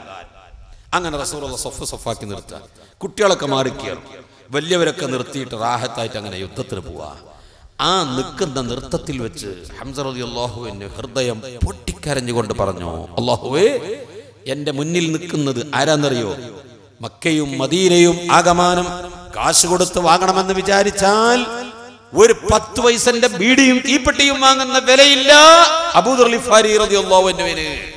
ഉസ്മാൻ എന്ന മുതലാളിക്ക് റളിയല്ലാഹു അൻഹുമാ അല്ലാഹു തആല അവരെ കൂടെ നമ്മളെ സ്വർഗ്ഗത്തിൽ ഒരുമിച്ച് കൂട്ടുമാറാവട്ടെ. അബ്ദുറഹ്മാൻ ഇബ്നു ഔഫ് റളിയല്ലാഹു അൻഹുവിനെ പോലത്തെ വലിയ വലിയ മുതലാളിമാരാ ഈ മുന്നിൽ നിൽക്കുന്നത്. അബ്ദുറഹ്മാൻ ഇബ്നു ഔഫിനൊക്കെ മദീനയും മക്കയും അല്ല ദുനിയാവ് ഒന്നായിട്ടാണ് കാശ് കൊടുത്തു അങ്ങനെ വിചാരിച്ചാൽ മൂപ്പർക്ക് ഒരു പ്രശ്നമല്ല, അത്ര കോടീശ്വരനാ. ഇവരൊക്കെ എന്റെ ദീനിന് കൊടുത്ത സംഭാവന എത്ര വലിയ സംഭാവനയാണ് നൽകിയത്. അല്ലാഹുവേ, നിന്റെ ദീനിന് സംഭാവന ചെയ്തിട്ട് ധർമ്മം കൊടുത്തിട്ട് സ്വർഗം വാങ്ങി പരലോകത്ത് വരുമ്പോ അവരെല്ലാം നിസ്കരിച്ചു, ഞാനും നിസ്കരിച്ചു. അവര് നോമ്പ് നോറ്റു, ഞാനും നോമ്പ് നോറ്റു. അവര് ഖുർആനോദി, ഞാൻ ഖുർആനോദി. അവര് യുദ്ധം ചെയ്തു, ഞാൻ യുദ്ധം ചെയ്തു. എന്നാൽ എന്റെ സ്ഥിതി എന്താണ് റബ്ബേ? അതുകൊണ്ട് തന്നെ ഞാൻ എന്റെ ശരീരം ഏറ്റവും കൂടുതൽ ഞാൻ സ്നേഹിക്കുന്ന ശരീരമാണ്. അങ്ങനെയല്ലേ സത്യം? അല്ലാഹു തആല ഖുർആനിൽ പറഞ്ഞത് നിങ്ങൾ ചിന്തിച്ചിട്ടില്ലേ?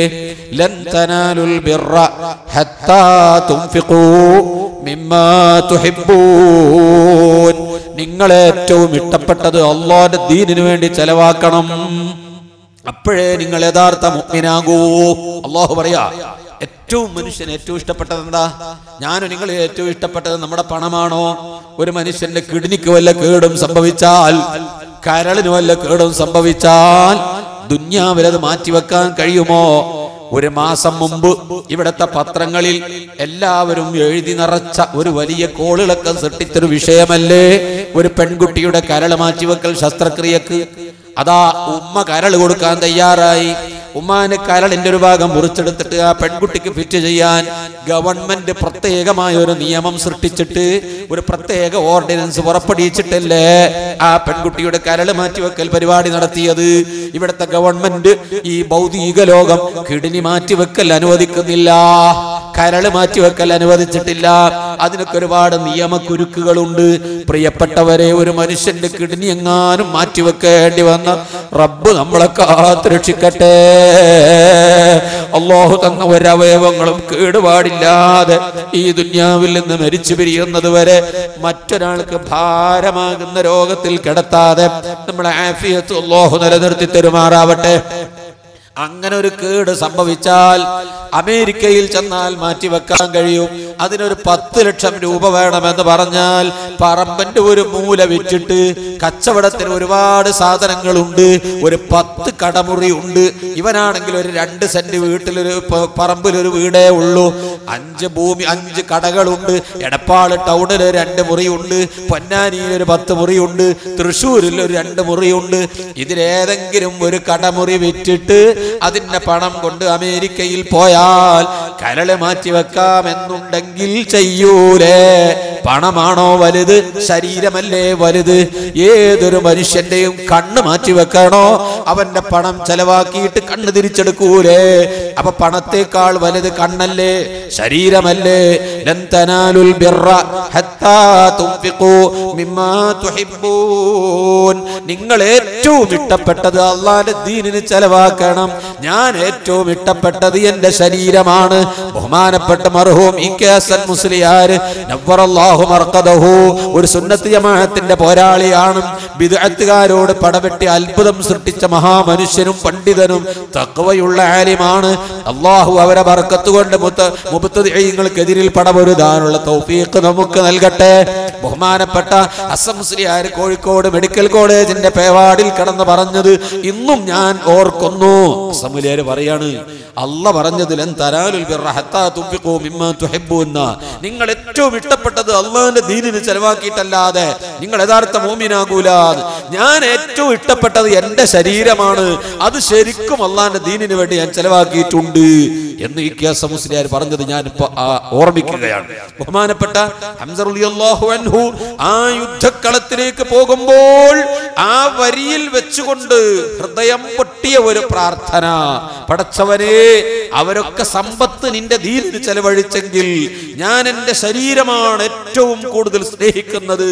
നാളെ സമ്പത്ത് ചെലവഴിച്ച ധർമ്മത്തോടുകൂടി സ്വർഗത്തിലേക്ക് പോകുന്ന സ്വഹാബത്തിന്റെ കൂടെ സമ്പത്ത് ചെലവഴിക്കാനില്ലാത്ത ഫഖീറായ എന്നെയും കൂടി പറഞ്ഞേക്കാൻ പറ്റിയ ഏറ്റവും വലിയ ഒരു ഷഹാദത്ത് ഇന്നത്തെ ഉഹദിന്റെ പോർക്കളത്തിൽ എനിക്ക് തരണമേ എന്ന ആത്മാർത്ഥ പ്രാർത്ഥനയുടെ പ്രതിധ്വനിയാണ് ഉഹദിൽ കണ്ടത്. അവിടെ വെച്ചാണ് ദ്വാരക്കാണ്, പഠിച്ചവനെ ഉഹദിൽ വെച്ചിട്ടൊരു വല്ലാത്ത ഷഹാദത്തായിരിക്കണം തരണത്, തുല്യതയില്ലാത്ത ഷഹാദത്ത്. അതേ കരള് മുറിച്ചെടുത്തു, നാവും കയ്യും കാലും വെട്ടി നുറുക്കി. സ്വഹാബത്തിന് അറിഞ്ഞൂടാ ഈ മനുഷ്യൻ ആരാണെന്ന്. ആ കോലത്തിൽ വികൃതമാക്കി തലത്തൊട്ടി മുറിച്ചെടുത്തുകൊണ്ട് കള്ള് വാർന്ന് കുടിച്ചു. എന്നിട്ട് അവരെല്ലാം കൂടി ഉല്ലസിച്ചു. വലിയ കരിമ്പാറകൾ കൊണ്ടുവന്നിട്ട് ഇടിച്ച് പൊളിച്ച് നെഞ്ച് പിളർത്തി അതിന്റെ ഉള്ളിൽ നിന്ന് കരളെടുത്തുകൊണ്ട് ഒരു ഈന്തപ്പന മട്ടലിൽ മാലയാക്കി കോർത്ത് ഹിന്ദെന്ന് പറയുന്ന പെണ്ണിന്റെ കഴുത്തിൽ കൊണ്ടുപോയി ചാർത്തുമ്പോൾ ആ ഹിന്ദു പറയും, നിന്നെ ഞാൻ സ്വതന്ത്രനാക്കിയിരിക്കുന്നു. സ്വാതന്ത്ര്യ ലോകത്തേക്ക് ഇറങ്ങി വരാനുള്ള അതിമോഹം കൊണ്ട് അന്ന് വഹ്ശി ചെയ്ത പണിയാണിത്. വഹ്ശി പിന്നീട് ഇസ്ലാമിൽ വന്നു, എല്ലാം പൊറുക്കപ്പെട്ടു. എന്നിട്ടും റസൂലുള്ളാഹിക്ക് വഹ്ശിനെ കാണുമ്പോൾ ഹംസ റളിയല്ലാഹു അൻഹു ഓർമ്മാവും. ദൂരസ്ഥലത്തേക്ക് ദീനിന്റെ ഖിദ്മത്തിന് പറഞ്ഞയച്ചു. പിൽക്കാലത്ത് വഹ്ശിക്ക് വലിയ സങ്കടമായി, ഞാൻ ഇസ്ലാമിന്റെ വലിയ ഒരു പോരാളിയെ കൊലപ്പെടുത്തിയല്ലോ. ബഹുമാനപ്പെട്ട വഹ്ശിക്ക് ആ ഖേദം തീർന്നത് മുസൈലിമത്തുൽ കദ്ദാബിനെ അതുപോലെ കൊലപ്പെടുത്തിയപ്പോഴാണ്. ആ സങ്കടം തീർക്കാൻ വേണ്ടി എൻ്റെ പ്രിയപ്പെട്ട സഹോദരങ്ങളെ ഞാൻ പറഞ്ഞു വന്നത്, ജീവിതത്തിന് ലക്ഷ്യമുണ്ട്, അത് ഉറപ്പായാൽ എന്ത് ത്യാഗത്തിനും മനുഷ്യൻ തയ്യാറാകും. ഗവൺമെന്റിന്റെ ഓഫർ പറഞ്ഞാൽ അതിന് മനുഷ്യൻ തയ്യാറാകും. ഇനി പറയാനുള്ളത്, ആ സ്വർഗത്തിന് കേടുപറ്റുന്ന പണി വരാതെ ഒരു വീടുണ്ടാക്കിയാൽ ആ വീടിന്റെ മെയിൻ്റനൻസ് ഉണ്ടാവും, പെയിന്റ് അടിക്കും, അത് കേടുവരാതെ സൂക്ഷിക്കും, അതല്ലേ അത് നമ്മൾ ചെയ്യണം. ആ സ്വർഗം കിട്ടാൻ സ്വാലിഹീങ്ങളായ ആളുകളുമായി സഹവസിക്കുക, അതാണ് ഏറ്റവും പ്രധാനം. സ്വർഗം കിട്ടാൻ എന്താ മാർഗം? സ്വർഗത്തേക്ക് പോണ വഴി മനസ്സിലാക്കിയ സ്വാലിഹീങ്ങളെ പിന്നാലെ കൂടുക, അവരുടെ കൂടെ പോയാൽ സ്വർഗം കിട്ടുമെന്ന് പേടിക്കണ്ട. അതിനാണ് ബഹുമാനപ്പെട്ട കുഞ്ഞു അഹ്മദ് മുസ്ലിയാരെ പോലെ നബ്ബറല്ലാഹു മർഖദഹു ആ മഹാന്മാരുടെ കൂടെ നമ്മൾ ജീവിക്കുന്നത്, അവരെ സ്നേഹിക്കുന്നത്, അവരുടെ കൂടെ നമ്മൾ അണിചേർന്നിരിക്കുന്നത്. അല്ലാഹു അവരുടെ കൂടെ നമ്മൾ സ്വർഗത്തിൽ ഒരുമിച്ച് കൂട്ടുമാറാവട്ടെ. ബഹുമാനപ്പെട്ട സൈനുദ്ദീൻ റംലി മണലിൽ എന്ദീൻ മുസ്ലിയാർ തിരുവനന്തപുരം ശാസ്ത്ര സാങ്കേതിക മ്യൂസിയത്തിലെ ഭൗതിക ശാസ്ത്രജ്ഞന്മാർ എഴുതി വെച്ച ഫലകം, ഗോളശാസ്ത്ര കണക്ക് മാറ്റി എഴുതിച്ച മഹാനാണ് ഷെയ്ഖ് ശംസുദ്ദീൻ റംലി. തിരുവനന്തപുരം ശാസ്ത്ര സാങ്കേതിക മ്യൂസിയത്തിലെ ഉയർന്ന തലത്തിലുള്ള ഒരു ഉദ്യോഗസ്ഥൻ ആ കഥ എനിക്ക് പറഞ്ഞു തന്നിട്ടുണ്ട്. ബഹുമാനപ്പെട്ട മണലിൽ എന്ദീൻ മുസ്ലിയാർ തിരുവനന്തപുരത്ത് എന്നിട്ട് അവിടുത്തെ ശാസ്ത്ര സാങ്കേതിക മ്യൂസിയത്തിൽ വലിയ ഭൗമശാസ്ത്ര പണ്ഡിതന്മാർ എഴുതി വെച്ച കണക്ക് ഒരു ഫക്കീറായ ഉസ്താദ് എന്നിട്ട് താടിൻ തലികെട്ടുള്ള മുസ്ലിയാർ എന്നിട്ട് ഇത് തെറ്റാന്ന് അവർ പറഞ്ഞ്, എന്ത് തെറ്റ്? നാസ പോലും അംഗീകരിച്ച് അമേരിക്കയിൽ പടച്ചോനിൽ നിന്ന് പടച്ചോനിറക്കിയ ഏറ്റവും വലിയ ശാസ്ത്രജ്ഞൻ നാസ, അമേരിക്കയുടെ നാസ പോലും സമ്മതിച്ചിട്ടുണ്ട് ഈ കണക്ക്. ശരിയല്ല. അവസാനം എഴുതി കൂട്ടി കാണിച്ചു കൊടുത്തപ്പോൾ തെറ്റാണെന്ന് അവർ സമ്മതിച്ചിട്ട് ആ ഫലകം എടുത്തു മാറ്റി. ഈ കിടക്കുന്ന സൈനുദ്ദീൻ റംലിയുടെ ബഹുമാനപ്പെട്ട ഇവരുടെ ഉസ്താദായ മണലിൽ എന്ദീൻ മുസ്ലിയാർ എന്ന സൈനുദ്ദീൻ റംലിയുടെ അഭിപ്രായം മാനിച്ചുകൊണ്ട് അതെടുത്തു മാറ്റി. തലസ്ഥാനത്ത് സൈനുദ്ദീൻ റംലി പറഞ്ഞുകൊടുത്ത, മണലിൽ എന്ദീൻ മുസ്ലിയാർ പറഞ്ഞുകൊടുത്ത അഭിപ്രായത്തെയാണ് തിരുവനന്തപുരം ശാസ്ത്ര സാങ്കേതിക മ്യൂസിയത്തിൽ തൂക്കിയത്. മുസൽമാന്റെ കഴിവും മുസൽമാന്റെ അന്തസ്സുമാണ്. ഒരു കാലഘട്ടത്തിൽ സ്കൂളിൽ പഠിക്കാത്ത, വിദ്യാഭ്യാസമില്ലാത്ത കാലത്ത്, ഞാനൊക്കെ സ്കൂളിൽ പഠിക്കുന്ന കാലത്ത് 2 സർവകലാശാല കേരളത്തിലുണ്ട്. കേരള യൂണിവേഴ്സിറ്റിയും 2 യൂണിവേഴ്സിറ്റി കേരളത്തിലുള്ളൂ. വിദ്യാഭ്യാസം ഇന്ന് 14 യൂണിവേഴ്സിറ്റി ഉണ്ട് കേരളത്തിൽ. ഇന്നിപ്പോൾ കേരളത്തിൽ വിദ്യാഭ്യാസം ഉയർന്ന നിലവാരത്തിൽ നിൽക്കുമ്പോഴാണ് ഇന്നലെ ലോകം അവസാനിക്കും വിചാരിച്ച് കുറേ എണ്ണം പേടിച്ചത്. ഇന്നലെ ഇപ്പോൾ ലോകം അവസാനിച്ച് നമ്മളൊക്കെ പുനർജനിച്ച് ബഴത്ത് കഴിഞ്ഞ് വന്നിരിക്കുക. അപ്പോൾ എന്ത് പൊട്ടത്തരാണിതൊക്കെ കേൾക്കുമ്പോൾ പേടിക്കുകയാണ്. ഒന്നും പേടിക്കണ്ട, ഇൻഷാ അല്ലാഹ് അള്ളാഹു അതിനൊക്കെ ചില അലാമത്തുകൾ വെച്ചിട്ടുണ്ട്. ഏതായാലും നിങ്ങൾ മനസ്സിലാക്കണം, വിഷയത്തിന്റെ ബാക്കി നിങ്ങൾ ഇനി ചിന്തിക്കണം. ടൈം ദീർഘിക്കുന്നത് കൊണ്ടാണ് പറയാത്തത്. സ്വാലിഹീങ്ങളുമായുള്ള സഹവാസമാണ് ആ ലക്ഷ്യത്തിലേക്ക് എത്താനുള്ള മാർഗം. അള്ളാഹുവിന്റെ ഔലിയാക്കന്മാരോടുള്ള ബന്ധം, ഔലിയാക്കിനോടുള്ള ബന്ധത്തിലൂടെ നടക്കൂ. ഒറ്റപ്പെട്ടൊരു മനുഷ്യൻ ജീവിച്ചത് കൊണ്ട് ഒന്നും നേടാൻ കഴിയില്ല. ഇൻഷാ അല്ലാഹ് അള്ളാഹു തൗഫീഖ് ചെയ്തെങ്കിൽ പിന്നീടുള്ള പല സന്ദർഭങ്ങളിലും പറയാം. ഇപ്പോൾ നമ്മുടെ ടൈം തന്നെ 10. എനിക്കിപ്പോൾ നേരം വെളുക്കുന്നത് വരെ പറഞ്ഞാൽ എനിക്ക് പ്രശ്നമൊന്നുമില്ല, സന്തോഷമാണ്. പക്ഷെ അങ്ങനെയല്ലല്ലോ, നാളെയും ഇവിടെ പരിപാടികൾ പലതും നടക്കാനുള്ളതല്ലേ. നമ്മുടെ പെർമിറ്റിനും അതുപോലെ തന്നെ ചില കണക്കുകളൊക്കെ ഉള്ളതല്ല, അതെല്ലാം നമ്മൾ മാനിക്കണ്ടേ. അതുകൊണ്ട് നിർത്തുന്നു. നിങ്ങൾക്കും ബുദ്ധിമുട്ട് വരണ്ട എന്ന നിലക്ക് അള്ളാഹു തആല ഇത്രയും സമയം നമ്മൾ പറഞ്ഞത് ജീവിതത്തിൽ പകർത്തി നല്ലവരായി മുന്നോട്ട് നീങ്ങാൻ അള്ളാഹു തൗഫീഖ് നൽകുമാറാവട്ടെ. ബിറഹ്മതിക യാ അർഹമർ റഹീമീൻ.